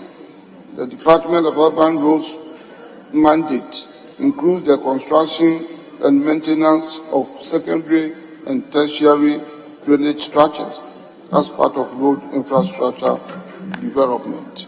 Currently, Mr. Speaker, the Department of Urban Roads is undertaking rehabilitation and upgrading of selected roads within the Lankwantana. The works include the construction of tertiary and secondary drains as appropriate. This is necessary to protect the roads and reduce flooding in the community. The following are the project locations and the statuses. 1. Rehabilitation of selected roads in Oyarifa, measuring 9.4 kilometers. The drainage components are listed. Mr. Speaker, the drainage component 1 completes 0.41 kilometers of drains, and the status is that the work is ongoing. Is at 53%, and contractor is not on site. 2 is rehabilitation of selected roads in Kweyman area, Damfa. It will deal with 7.23 kilometers of drains and is at 73%. That is the status. 3. Upgrading of Oyarifa Special Ice Area roads. That is phase 2, covering 3.1 kilometers and is also at 60%. And contractor is on site.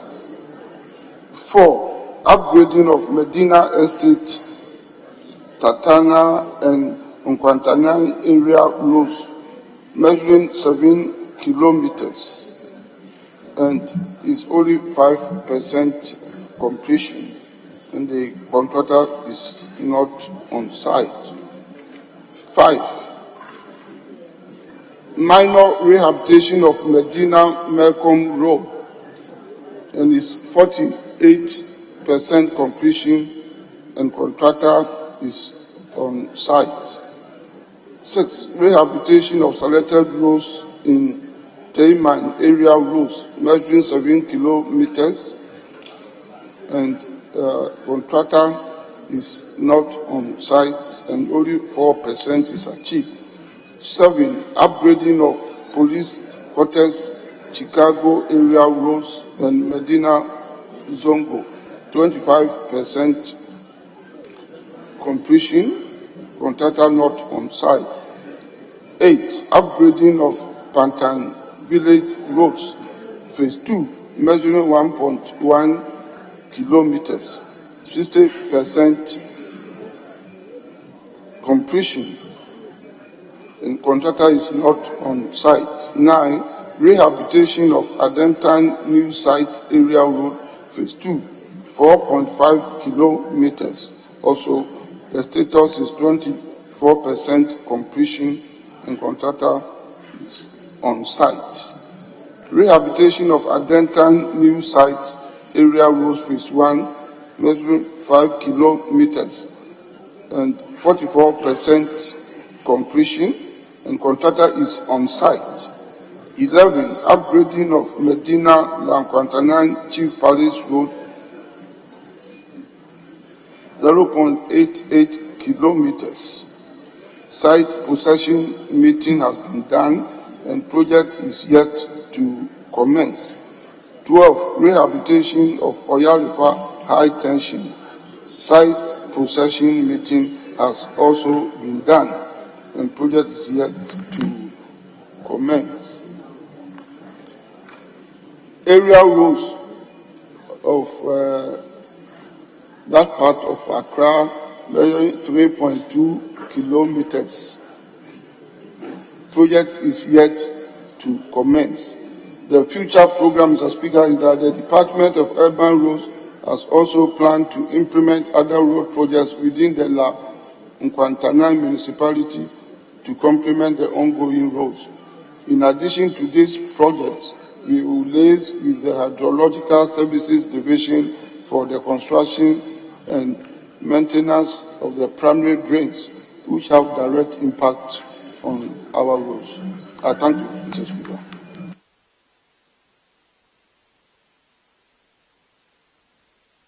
Yes, Honorable.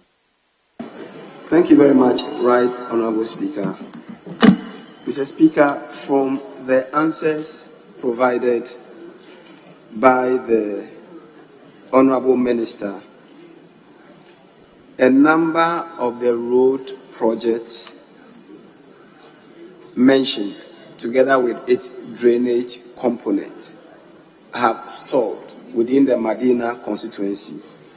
At least from the answers he gave from number 1, number 2, number 4, number 6, number 7, number 9, all of them are projects that are below 50%, and yet the contractors are not on site.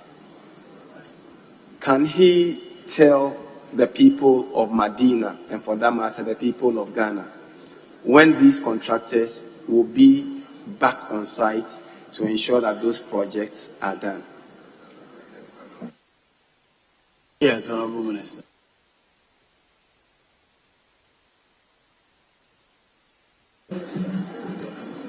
Thank you, Mr. Speaker. Mr. Speaker, it's true that out of the 12 contracts awarded, about 5 of them or so are not on site.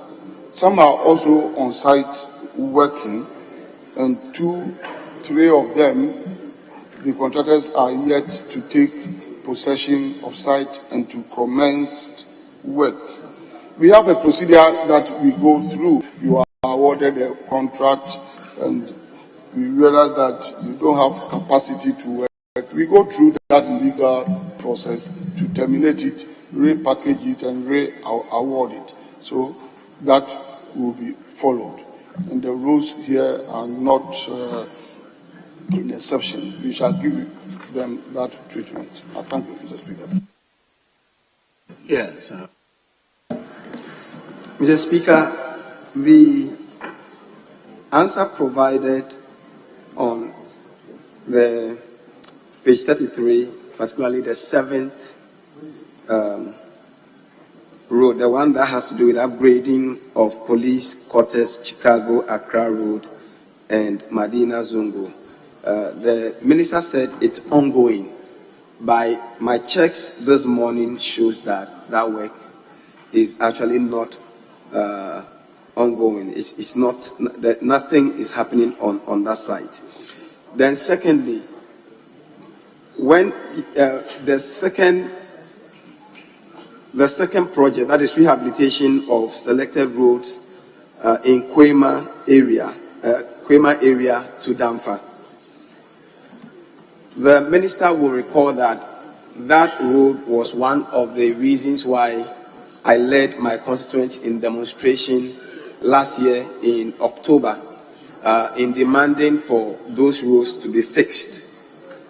The contractor came to site briefly, but since then has never been on site. So the information provided that the road is ongoing and it is 73% complete is not accurate. So would the minister consider a visit to the site? I'm willing to help the minister, lead the minister to all this site to ascertain these works, that the road contractors are not there and they are not working, and the information they provided is completely misleading. Yes, Honorable Minister. Thank you, Mr. Speaker.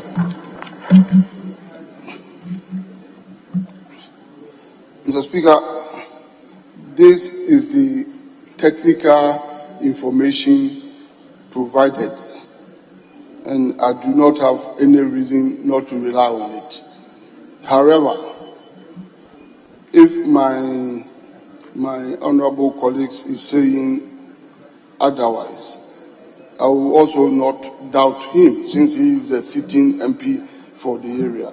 So I will verify. But he made a statement that he led his constituents to go on demonstration, and now he has thrown an invitation to me for us to pay a visit on that road.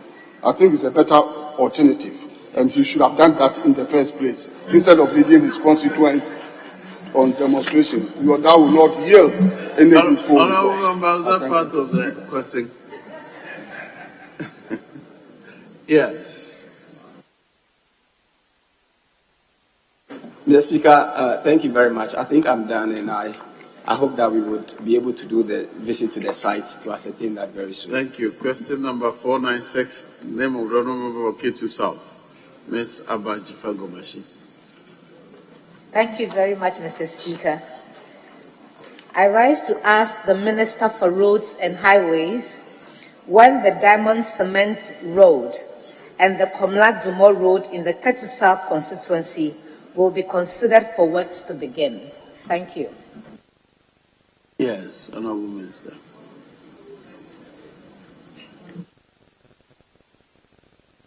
Thank you, Mr. Speaker. Mr. Speaker, the Diamond Cement Road is a 4-kilometer corridor of the N1 highway in the Ketu South municipality. This road forms a section of a bypass that connects the whole to Denu highway at Uduaba Junction to the Aflao police station on the N1 highway.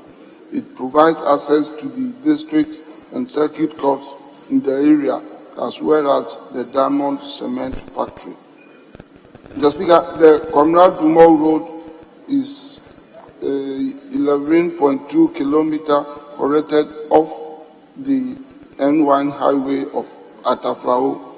It connects the R10 at Denu in the Ketu South municipality and provides accessibility to several communities along the corridor.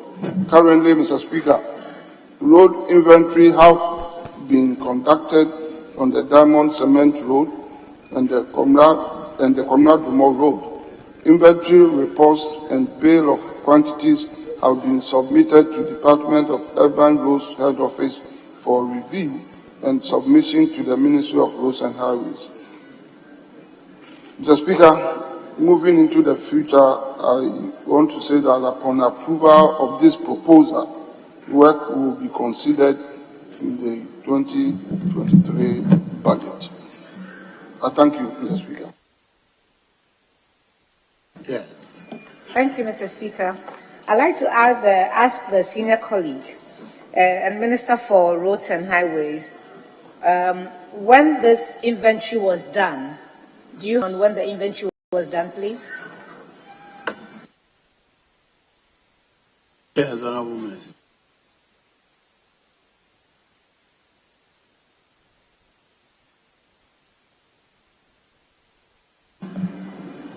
Thank you, Mr. Speaker. Mr. Speaker, we have had the inventory since first quarter of this year. Thank you, Mr. Speaker. Yes. Mr. Speaker, I thank you. I'd like to have a copy of it, if you please. And moving on to ask my supplementary question, my second one, I think. What information is available to you on when the road inventory was taken, when it will appear in the budget, and when we can hope to see some work done on that particular stretch of road? Mr. Speaker, I ask this question because, as you have indicated in the response, the Diamond Cement is on that road. And I've had cause to receive a letter from them, and I've attached a copy and added a letter to your office, We want to see something done on that road. It would please me greatly if you can indicate to us when we can see you and have further discussions on this matter. Yes, Honourable Minister.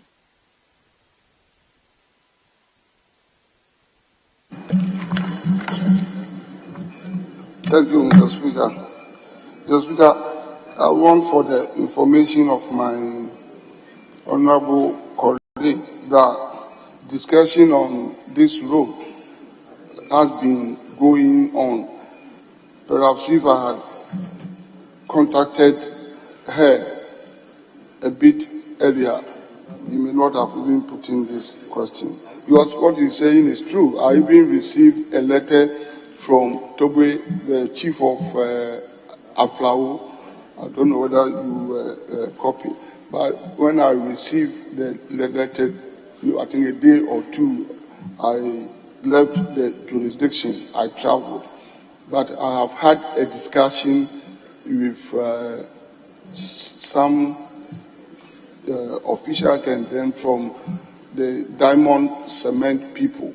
And I indicated that on my return, I would invite them to the office, have discussion on the road, to let them know the inventory that had been taken together with the sitting MP. But I could not reach you before this question. So, Mr. Speaker, work is going on this project. And after that, I can hold a discussion with you and we can meet the chief and talk about it. Thank you very much. Do you have any more? Mr. Speaker, you just said that work is ongoing. Honourable Minister.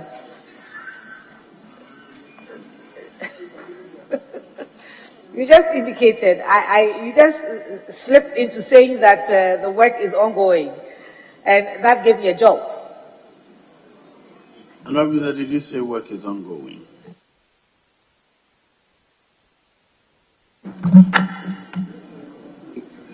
Mr. Speaker, thank you. Mr. Speaker, I did say that we have collected inventory on this road and it's a process. So we are working on it in the office. That is why I was kindly sending to you that when I invite the representative of Togwe, of course, you as a sitting MP must be part of it, and then we hold a common discussion on it. So it's going on in my ministry, and I'm not saying it's going on site, but we have to work together to push it. Thank you. The next question also in the name of the honourable member for Ketu South.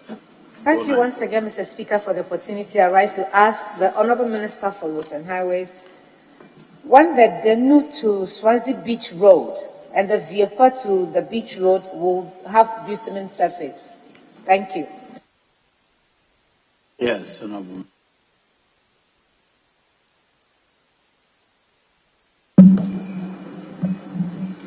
I thank you, Mr. Speaker.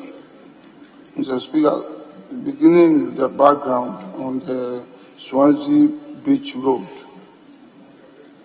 This road is 1.1 kilometer collector of the N1 highway from Denu to the Swansea Beach. Currently, Mr. Speaker, the Denu to the Swansea Beach Road is captured under the contract upgrading of selected roads in Ketu South Municipality project, measuring 5.2 kilometers. The project commenced on 28 December 2020 for completion on 28 June 2022. The work is ongoing with 19% physical completion achieved, including 300 meters of 0.6 meter U-drain. 2. Viape to Beach Road. Mr. Speaker, this is a fishing community located in the Ketu South Municipality. The Viape Beach Road is a 1.2 kilometer collector off the N1 highway and 2.5 kilometers from the Denu Junction. Currently, Mr. Speaker, there is no program on the Viape Beach Road. But the future program is that engineering design studies and estimates for the upgrading of the Viape to Beach Road has been completed. The intervention will be considered in the 2023 budget. Mr. Speaker, thank you. Thank you very much, Mr. Speaker. Honourable Minister, in the answer, you say that the project commenced on the 28th of December 2020 for completion on the 28th of June 2022. I came back from Curtis South yesterday, and that 19% is even questionable.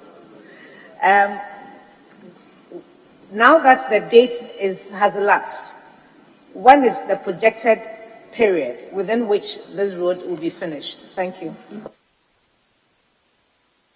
Yes,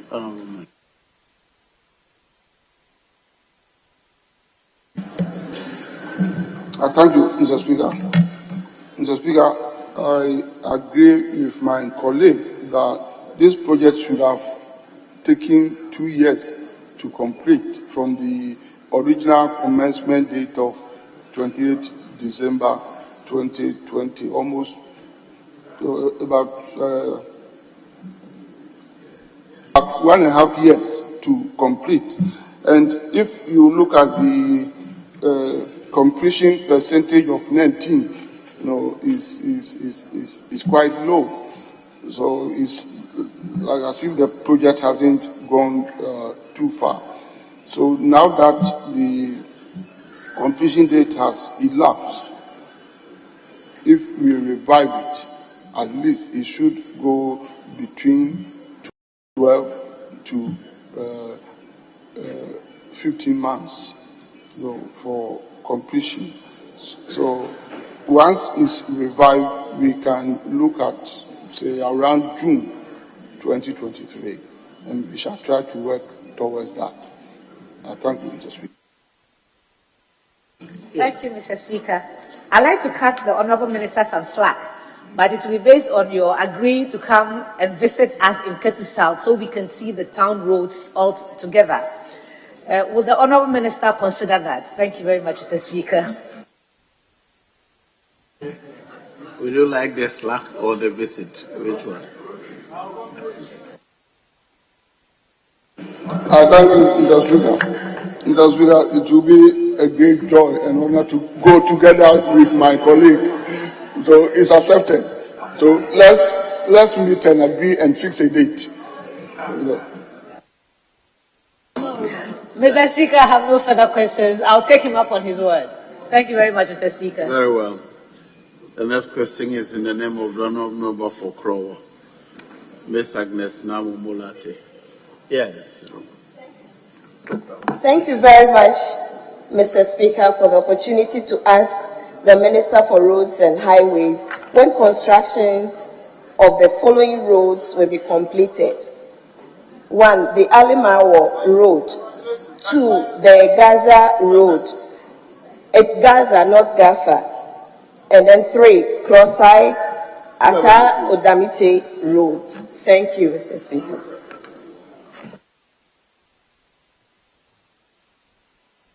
Yes,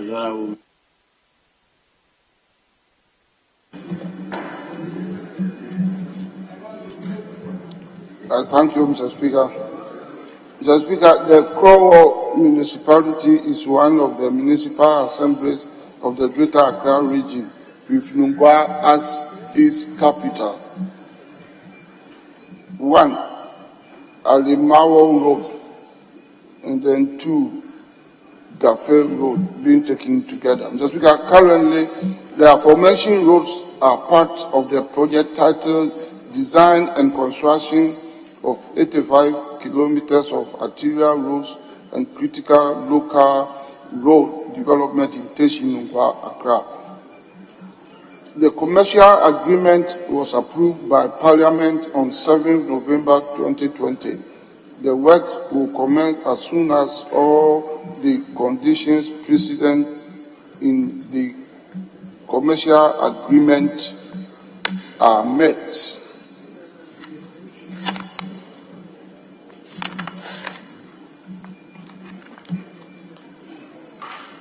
Three, Crusade to Atar Odamite Road.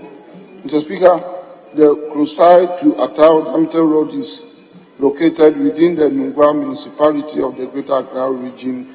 There is no program for the above road, but the future program is that engineering design studies and condition survey will be conducted on this road to determine the appropriate upgrading intervention for consideration in the 2023 budget.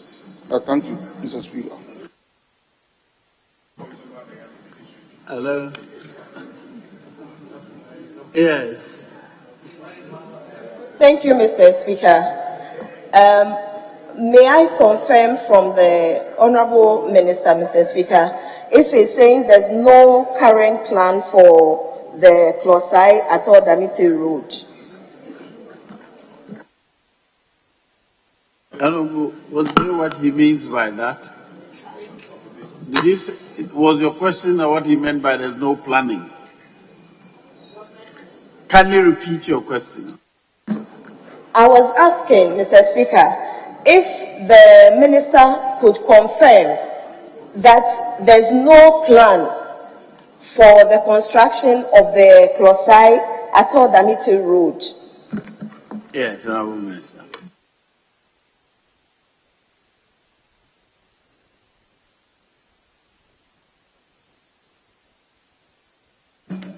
So, thank you, Mr. Speaker. Mr. Speaker, from my answer, I did not say that there are no plans. I said, and I gave the future program on this road by indicating that engineering design studies and condition survey will be conducted on the road to determine the appropriate upgrading intervention for consideration in the 2023 budget. So it means, there is a program for it, and we shall pursue this program, as the future program for it. Thank you. Yes. Thank you, Mr. Speaker. I was only trying to confirm whether there was an immediate or no immediate. Thank you for the response.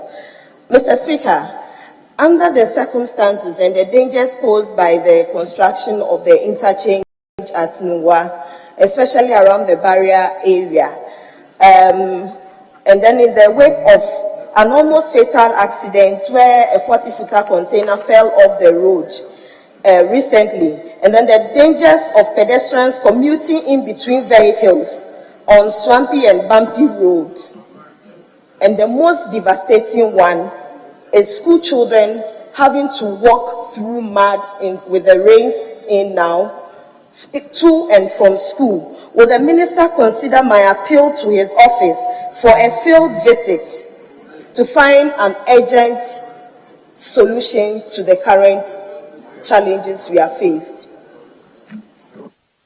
Yes, Minister. Today you are getting too many invitations, and I don't like it that they are coming from the woman. Thank you, Mr. Speaker. Mr. Speaker, I think from my honorable colleague, it's a fair comment, and I share in his anxiety to make the construction site safe for people, pedestrians, particularly school children. And I've had the occasion to visit the ongoing 3-tier interchange at the barrier, and I have on each occasion cautioned the contractors to ensure that they maintain very high safety standards on site. But the site naturally was a little bit messy, because of the torrential rains that were experienced, I think, the past 1 month or so. So I share that concern, which you have expressed. And we will continue to make sure that we impress upon the contractor to make safe for the safety of our people. So we shall work together on that. Thank you, Mr. Speaker. Very well. Thank you. Mr. Speaker, please, just an urgent appeal again. I have written to his office, I have showed him pictures that depict the danger around the site with no option of alternative routes. So I will once again appeal if Mr. Speaker will grant a field visit so that together with him and the contractors will find a solution to the challenges there. Anybody in this house who has used the Accra Tema Road or Nungwa Tema Road can attest to what I'm talking about. It takes more than an hour now to, sometimes cross to the other side. So please, Mr. Speaker, an urgent and a humble appeal. I wonder whether my powers extend to granting field trips, but I'm sure the Honourable Minister has heard you. Consult with him for a visit. Honourable Minister, please assure her that you visit the site. Mr. Speaker, this one is a great challenge on me, since she had even made the appeal through your good self, the Right Honourable Speaker. I want to assure you that it will be another privilege to visit the site with you, colleague. No, I assure you it will be done. Very well. Question number 606. In the name of the Honourable Member for Central Tongue, Alexander Roosevelt Hotoje. Thank you, Mr. Speaker. Mr. Speaker, I rise to ask the Minister for Roads and Highways the Ministry's plans for the construction of Basikumasi Kwadadakope Road. Yes, Honourable Minister.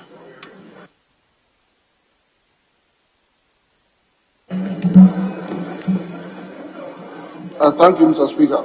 Mr. Speaker, the Mafi-Kumasi to Kwadadekope Road is an 11-kilometer partially engineered feeder road with fair surface condition and located in the Central Tongue District of the Volta region. Currently, Mr. Speaker, there is no rehabilitation program on the road.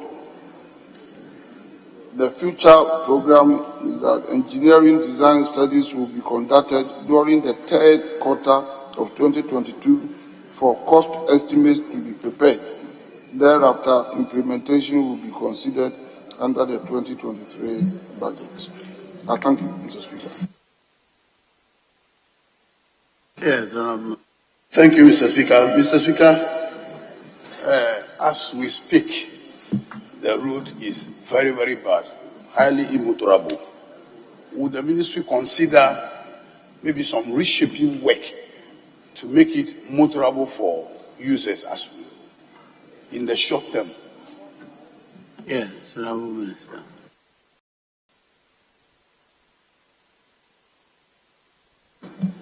Thank you, Mr. Speaker. It's a very, very fair demand, and it falls within the confines of the work of my ministry, in the sense that until any road anywhere in Ghana is worked on, we carry out routine maintenance, at least to make the road motorable, particularly where it's found that the road poses danger to pedestrians and vehicle owners. So that will be considered. And I always invite my colleagues that we should not end such requests from the day we ask questions. So, there are a lot of them. So let's work together and let's make sure that something is done on that road. I thank you, Mr. Speaker.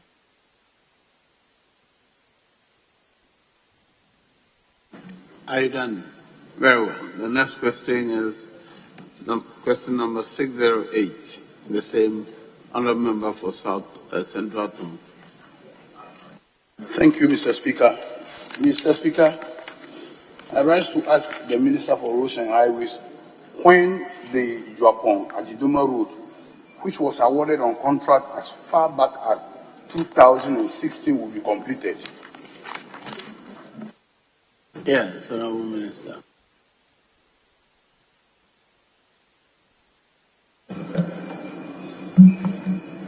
I thank you, Mr. Speaker. Mr. Speaker, the Domi Road is 54.4 kilometers and located in the district of the Volta region.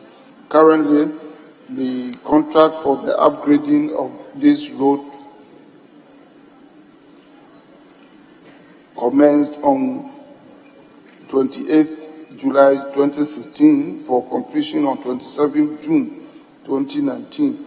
The completion date was extended to 31st December 2020. The contractor has executed the following activities. Clearing 100% is done, earthworks 95% done, concrete works 95% done, sub-base 100% done, base 97% done, surfacing 72% done. The overall progress of work is projected at 90% physical completion. The delay in completion of the project is due to delayed payment for work done. The future program on this road is that, Mr. Speaker, the contractor awaits payment to be able to complete the outstanding works. Thank you, Mr. Speaker. Yes. Thank you, Mr. Speaker. Before I ask my first supplementary question, I want to correct something that they have written here. The road is located between, it's a road project that is for the two districts. That is both North and Central. It's not only for Central. It's both North and Central. So, yeah. North and Central Tong districts is for both districts. My first supplementary question. What measures are being put in place to pay the contractor in time so as to allow him to finish the rest of the stretch that is left undone? Yes, Honourable Minister.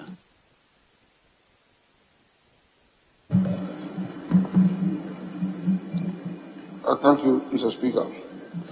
And I thank my colleague for the correction, and I've taken note of it. Mr. Speaker, from my answer, you can see that a substantial work, very, very substantial work has been done on this project. And if you look at the scope of work, some, at least about two of them, even 100% completion has been achieved. The rest are in very high percentage of 97, 95, 95. And the overall completion percentage is at 90. So, Mr. Speaker, we are working very fast on this road because it has come to a point where with little money, the contractor will apply bitumen on this road because they have been able to develop it up to base level. And at that high level of completion, there's no way we will allow it to deteriorate, particularly with the ongoing rainfall. We have to save the road. So everything possible is being done, Mr. Speaker, to make sure that we arrange some funds for the road to be saved as quickly as practicable. I thank you, Mr. Speaker. Yes. Mr. Speaker, I want to find out from the minister as to whether he is aware that the surfacing, that is at 72% completion, is getting bad now because the rest of the places have not been tarred. Those places that have been tarred, and vehicles continue flying on it, and they are equally getting bad as they were before they were tarred. Is the minister really aware of that? Yes, Honorable Minister.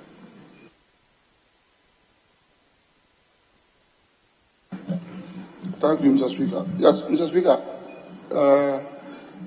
that is not unknown to me, and that is what I alluded to in my supplementary answer, because it's still at the F gravels stage, the base stage, and until the road is primer sealed, it's still at the F stage. So if it rains, the surface will quickly deteriorate. That's why I'm saying that in order to save the road, because the contractor has worked up to a very substantial level of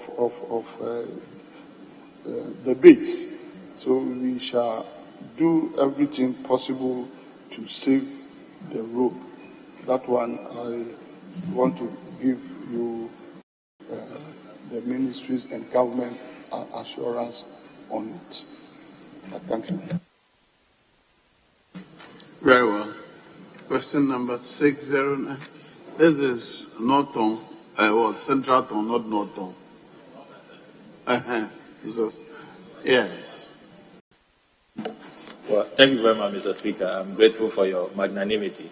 I want to find out from the hardworking Roads Minister if the ministry is considering some negotiations with the contractor, seeing that he's almost there, 90%, so that he can just complete it, finance ministry to pay him later, because we have extended the completion period from 2019 then to 2020.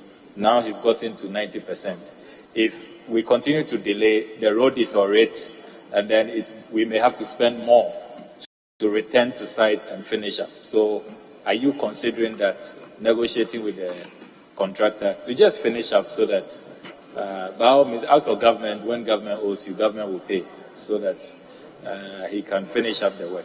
Thank you, Mr. Speaker. Yes, Honorable Minister.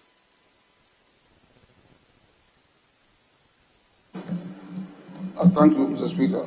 Mr. Speaker, my ministry all the time takes advantage of that option. But at times, it's also necessary that between the contractor and the employer is the government, so that if a contractor works to such a very high level, of course, we must be honest, the employer must also complement that effort. So we always hold that discussion. And if a contractor has, the resources and the capacity to complete it fully, why not? We will urge the contractor to do that. But that's notwithstanding, from the employer's point of view, we are also trying to meet the contractor, at least to complete the road. So that option, is always being taken. And I thank you for that suggestion. Very well. We'll move on to question number 609. Honorable Member for Kachi North, Mr. Peter Nochukotoy. Thank you, Mr. Speaker. Mr. Speaker, I rise to ask the Minister for Roads and Highways what plans the ministry has to resume works on the Avedakpa-Akachi-Avonapoma Road, which was started in 2016 and abandoned since 2017, as the road has become a death trap to commuters between the two districts. Thank you, Mr. Speaker. Yes, Honorable Minister.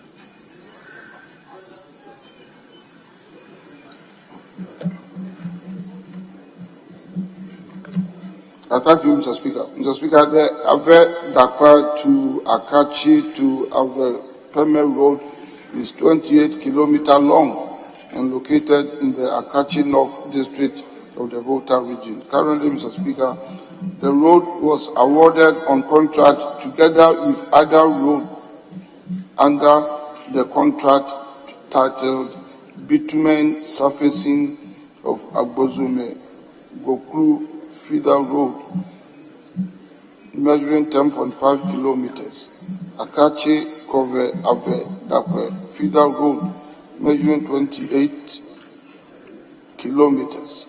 Akachi Dagbamate to Avenok Peme Road, measuring 11.85 kilometers. And Akachi Zazi Supe Feeder Road, measuring 20.7 kilometers in 2016. The total contract package was rationalized in 2017, after which the contractor was supposed to have continued with the works. This is being negotiated and the necessary approvals will be sought. It is expected that work will commence as soon as the approvals are given. I thank you, Mr. Speaker. Yes. Thank you, Mr. Speaker. Mr. Speaker, I want to thank the Honourable Minister for his answer. His answer has gone far to explain today that the information there by some political commentators that the road was never awarded on contracts has been clarified. In any case, Mr. Speaker, he said in his answer that the road package or the contract was rationalized. I want to find out what is rationalization package in his answer. I did not understand that very well, Mr. Speaker. Yes, Honourable Minister.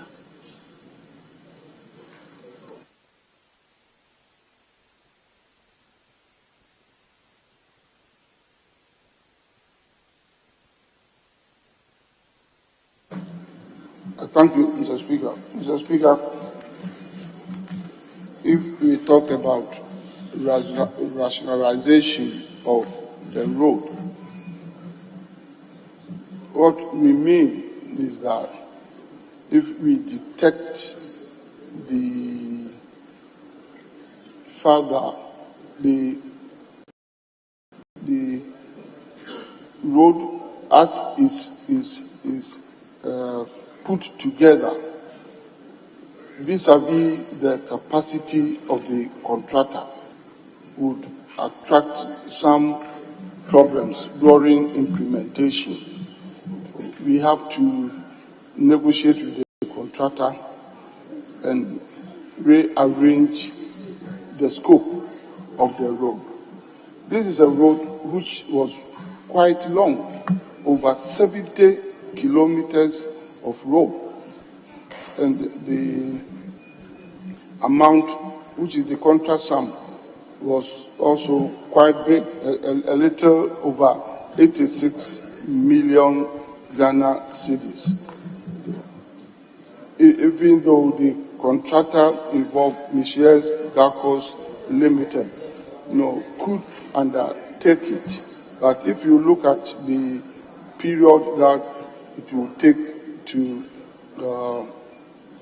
complete this project and where it was put, the funding source, as far back as 2016, the road fund at the time, could not carry that quantum of contract sum and the length of road.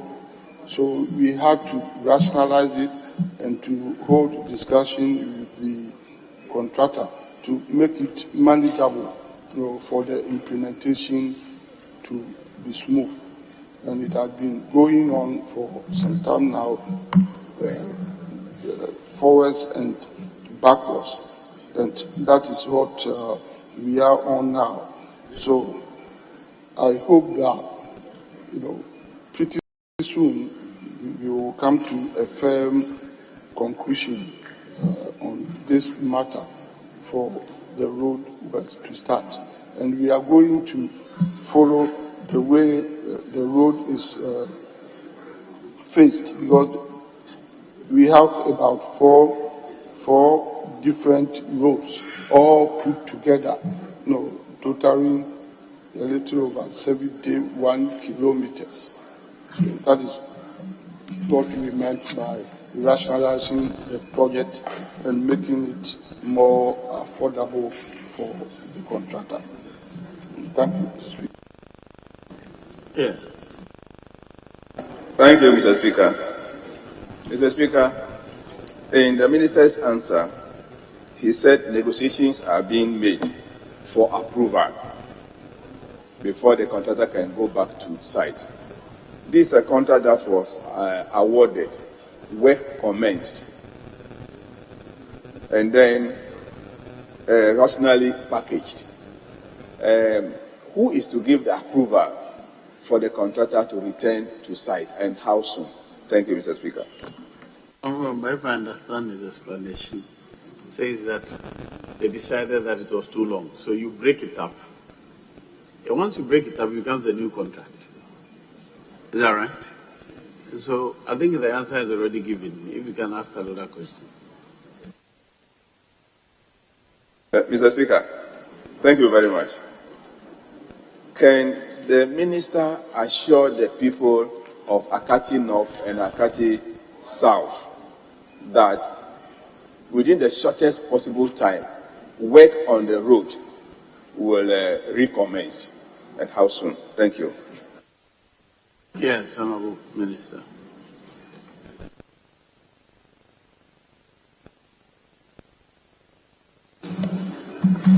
Thank you, Mr. Speaker. Mr. Speaker, yes, it is the wish of the ministry, it is the wish of government, the wish of everybody, including my honorable colleague, that work is started as soon as practicable. But there are a number of CPs that will have to be certified.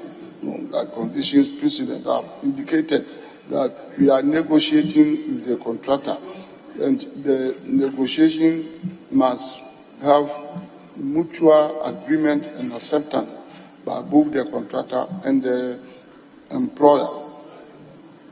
And few things have to be done. The scope will have to be agreed, and if we are able to do that, of course, subject to availability of funds to speed up the work, it's very important. These are very important roles in the district, and we are working towards that. So just like any other road anywhere that is being worked on, we shall give it the necessary push, as much as possible. I thank you, Mr. Speaker. Very well. I'll move on. Question number 1181. The name of the Honourable Member Amma Saman. Speaker, Honourable Afriye is held up in a committee meeting. Afrifa is held up in a committee meeting. With your leave, Honourable Obintechi would ask a question on his behalf. If Honourable Obintechi asks of me, I'll grant it to him. Thank you, Mr. Speaker, for giving the opportunity to ask this question on behalf I've been giving you an opportunity. As if you ask for the opportunity, I'll give it to you. Yes, okay. To ask the Minister of Roads and Highways. Very well, proceed. Leave granted, proceed. Thank you, Mr. Speaker. I rise to ask the question on behalf of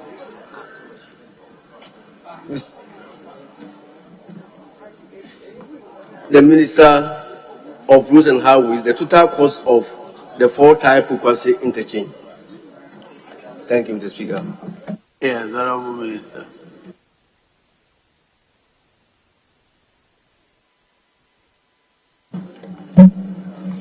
Thank you, Mr. Speaker. Mr. Speaker, the ACP junction at Pokwasi is a key intersection along the Accra-Kumasi Highway N6, which until the completion of the interchange was characterized by traffic congestion during the morning and evening peak hours. In line with the transport sector objective of government and to ease the congestion and delay at the intersection, the Pokwasi Interchange project was commissioned. Mr. Speaker, the following were the components of the project: 2 kilometers of bridge, including ramps. Accra Kumasi 2.2 kilometers, that is 2-lane dual carriageway. 3, Awoshi Kwabenya, measuring 5.7 kilometers, also 2-lane dual carriageway. 4, Pokwasi to Kwabenya, measuring 1 kilometer, also 2-lane single carriageway. 5, local roads totaling 12 kilometers. 6, storm drain of length 7 kilometers. 7, foot bridges, that is ACP Junction and Pokwasi, that's 2 number. 8, Pelican crossings, 4 number. 9, 20 kilometers of walkways and 10,200 street lights. Mr. Speaker, the project commenced in April 2018 and was substantially completed in July 2021.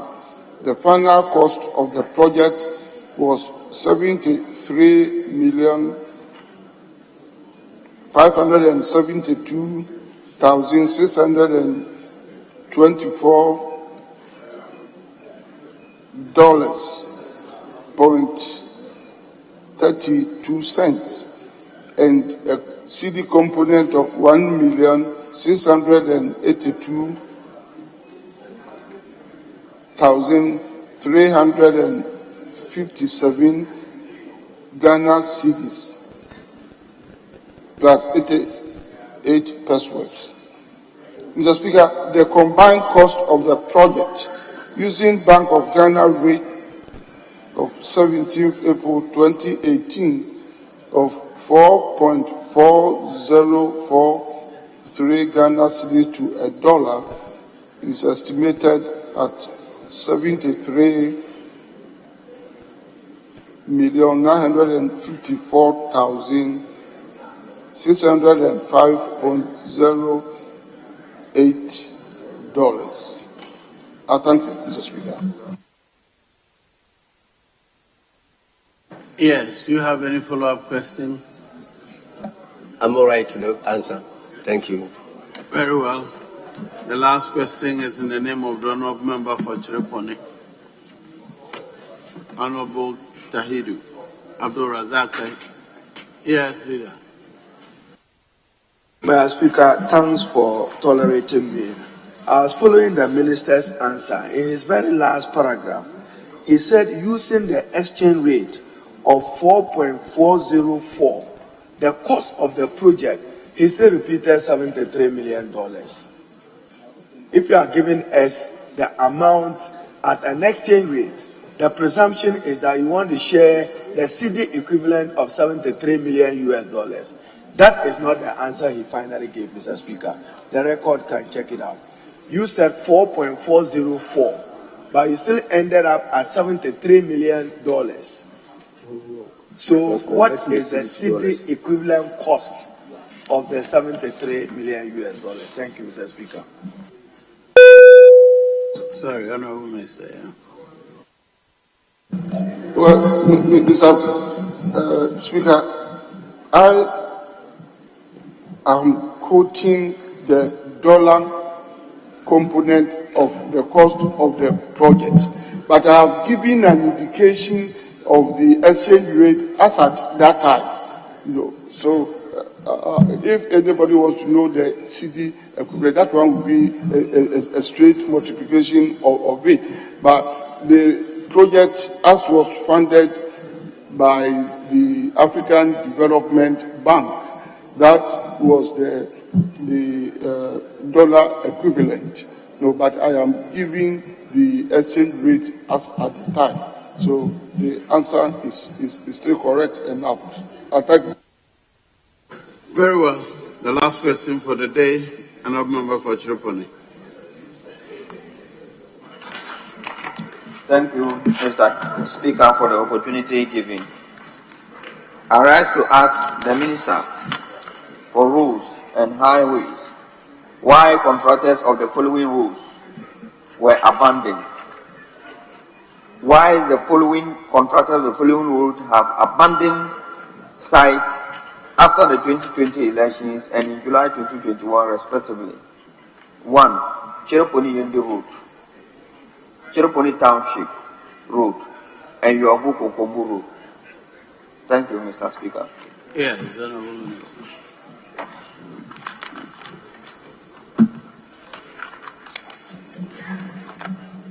Thank you, Mr. Speaker. Mr. Speaker, the Chiruponi Yendi Road connects the district capitals of the Chiruponi district of the Northeast region and Yendi district of the Northern region. The total road length is 112 kilometers from Chiruponi towards Yendi, with the last 12 kilometers forming part of the Eastern Corridor Road, that from South Kwegu to Yendi under the Damanko to Braintree Road, forming Lot 5 and 6 of our contracts. Mr. Speaker, the South Kwegu to Chiruponi Road, measuring 100 kilometers, has been awarded in 2 lots of 50 kilometers each to 2 contractors under funding by the Road Fund. Upgrading of Sakwepe to Chiruponi Road, measuring 50 kilometers. Currently, Mr. Speaker, the above captioned project commenced on the 15th August 2016 for completion on 15th August 2019, 36 calendar months. The project included construction of roadside drains, culverts, earthworks, and double bituminous surface treatment. Contractor has suspended works because of delayed payment for work done. Progress of activities so far are as follows.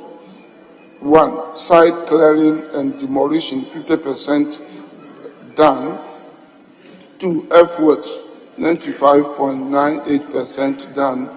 Concrete works 0, and then roads and pavings only 1%. The future program, Mr. Speaker, is that the contractor is awaiting payment for work done to enable him to resume work. Upgrading of Sakwepe to Chiruponi Road, from kilometer 50 to kilometer 100. That is the next second 50 kilometers. Currently, Mr. Speaker, the above caption project, commenced on the 24th November 2016 for completion on 23rd November 2019 for 36 calendar months. The project included construction of roadside drains, culverts, earthworks, and double bituminous surface treatment. The contractor suspended works because of non-payment of IPCs, but has informed the engineer of his intention to resume work. Progress of activities so far include the following: site clearing and demolition 76.6%, earthworks 33.72%, concrete works 54.03%, roads and pavings 16%. Future program, Mr. Speaker, is that the contractor is expected to resume work by the end of July 2022. Chiruponi Township Road. Mr. Speaker, Tripoli is the district capital of Tripoli district of the Northeast region. The township has a road network of 7.27 kilometers, which is mainly gravel with poor surface condition. Currently, Mr. Speaker, the contract for the upgrading of Tripoli Township roads was awarded in 2 lots of Phase 1 and 2. Phase 1 involves upgrading of Tripoli Saboba Road for 4.7 kilometers. Mr. Speaker, this was awarded for upgrading on 14th April 2020. The works were expected to commence on 30th June 2020 and be completed by 29th December 2021. The contractor mobilized to site but failed to commence works. Warning letters for failure to commence work were issued to the contractor, but no response was received nor any activity seen at the site. The Department of Federal Roads is initiating the necessary contractual processes to terminate the contract for re-award. Phase 2, which involves upgrading of Tripoli Township, comprises the underlisted links. The contract for the Phase 2 of the Tripoli Town roads includes the following road links in Tripoli Town: Namagu Road, measuring 0.45 kilometer. Jakpa Road, measuring 0.40 kilometer. Sektek Road, 1.47 kilometers. Wenchiki Road, 0.25 kilometers. The contract was awarded on 20th March 2020 and was commenced on 8th May 2020 with expected completion date of 7th November 2021.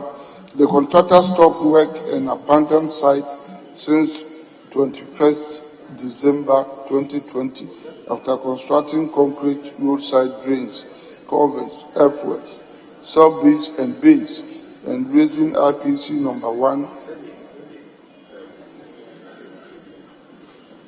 at achieved progress of 55% physical completion. Mr. Speaker, warning letters issued to instruct the contractor to return to site have yielded no response from the contractor. The Department of Federal Roads has initiated the necessary contractual processes to terminate this contract. The future program, Mr. Speaker, in the event of termination of the 2 contracts, assessment will be carried out on the outstanding works and repackaged as 1 contract for re-award. Yogu to Kokombu Road. Mr. Speaker, this road falls under the Tripoli district in the Northeast region. It is located on the Ghana-Togo border and it is a non-engineered road in a bad condition. There is no program on this road. The future program is that engineering studies shall be carried out for further consideration. I thank you, Mr. Speaker. Yes, Honourable Member, if you have any follow-up questions, please. Thank you, Mr. Speaker. I don't have a question, but I will have an appeal. And before the appeal, I seek your leave to establish this background before I make the appeal to the Minister. When you go to my Joy Online or Joy News documentary was shown on 28th and 29th of May, particularly about Chereponi Road. And Minister, it's very bad when you look at the documentary. Recent times, armed robbers have been attacking passengers on vehicles to the extent of ambulance service vans. They were robbed about 2 times on this Chereponi Yendi route. And Mr. Speaker, economically, Chereponi is one of the hub when it comes to soya beans, local rice, and what other grains materials that we need or supply to the nation. So, Chereponi Road is also another road that serves about 3 constituencies: Chereponi, Saboba, and Yendi. So it's very important road that I'm pleading with Minister to pay his attention to it. Yes, on the Kokombu issue and the township road that he's saying they are looking at the processes to terminate or re-award, I'll be glad for him to do it as quick, as early as possible. Thank you. Offer. Very well, Honorable Minister. Try to be prompt on that matter. On that note, well, are you interested in Chereponi? Very well, leader. Well, Speaker, just to support my colleague, the Member of Parliament for Chereponi, and to urge the Minister for Roads. I sometimes appreciate his dilemma and difficulty with funding, but as is rightly pointed out, in fact, he is even economical when he says it's only Yendi, Saboba. He must add Miam, because the late Joshua Hamidou's father's village is a Bumbalaga, where you turn on the road to Chereponi, is also affecting another constituency, so 4 constituencies are affected. And Mr. Speaker, as he said, the incidence of crime for the first time in the history of the North have become so rampant, and they are taking advantage of the unmotorability of the road. Because you slow down in potholes, then they hide around, then say lie down, they seize money and they seize iPhones. I just thought that I should add weight to what our colleague have said. The road have been in that state in the last decade. I have used Chereponi, Saboba. In fact, the major farming community, as he said, the state farms, land was around that particular area. So, Mr. Speaker, thank you for tolerating me. I just thought I should give moral support to the MP for Chereponi, so that, Minister, you give the Chereponi Yendi, Chereponi Saboba, Chereponi Bunkurugu, Nalergo Road some attention. I thank you, Mr. Speaker. Very well, Honorable Minister, kindly take note. Would you like you have to speak to the mic?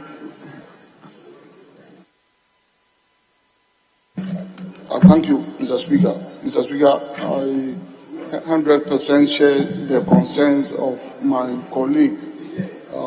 Chereponi, we all know, is a very important district capital, and it's even heartwarming that he has even been supported by the Honorable Minority Leader. So that is very encouraging, and it puts even greater burden on me and my ministry. And I want to assure everybody that we shall give due attention to Chereponi roads. And I thank the Honorable Minority Leader for supporting his colleague. It's a good sign from leadership. And I will plead with the Honorable Minority Leader that in a lot of instances he should show that support to the other side. I thank you. On that note, we bring the curtain down on question time for today. We thank you for attending upon the House to answer questions, Honorable Minister. You are discharged. Yes, Honorable Chief. Speaker, we can now go on to presentation of papers, after which myself and the Minority Leader confer. We have a statement outstanding to be taken, but before the statement, if we can...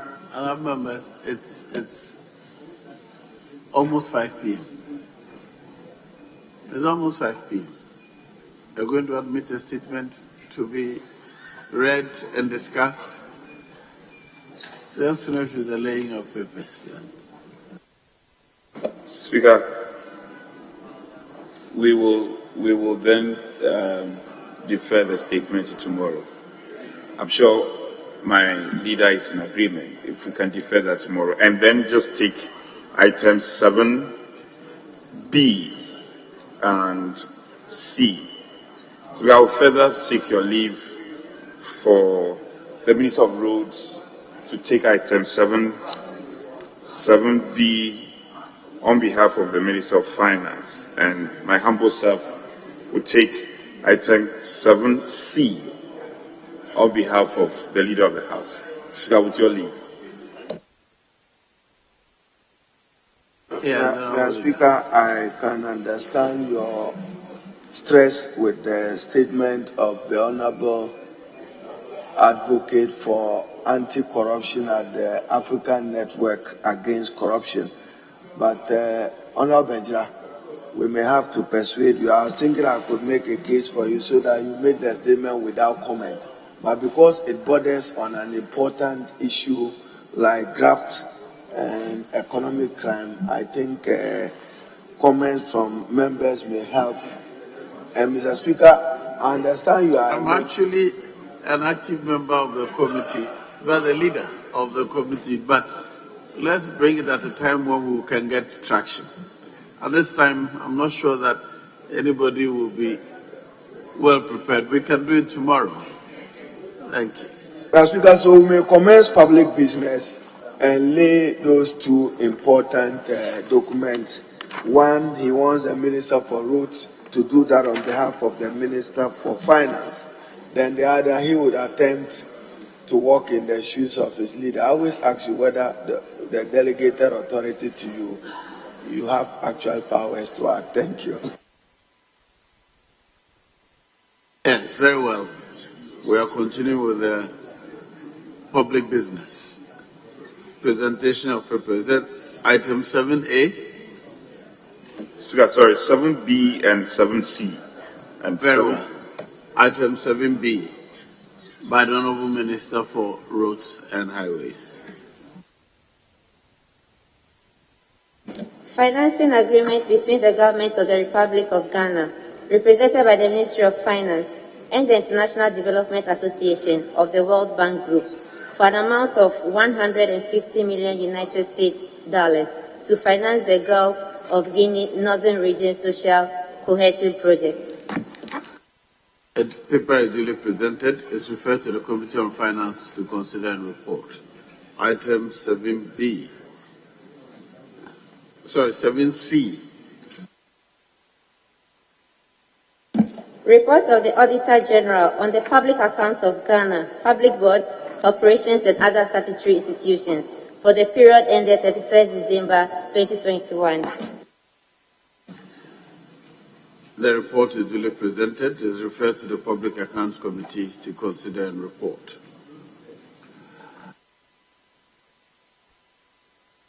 Speaker, looking at the time, I think we've had enough for the day. So we are in your hands. Very well, honourable members.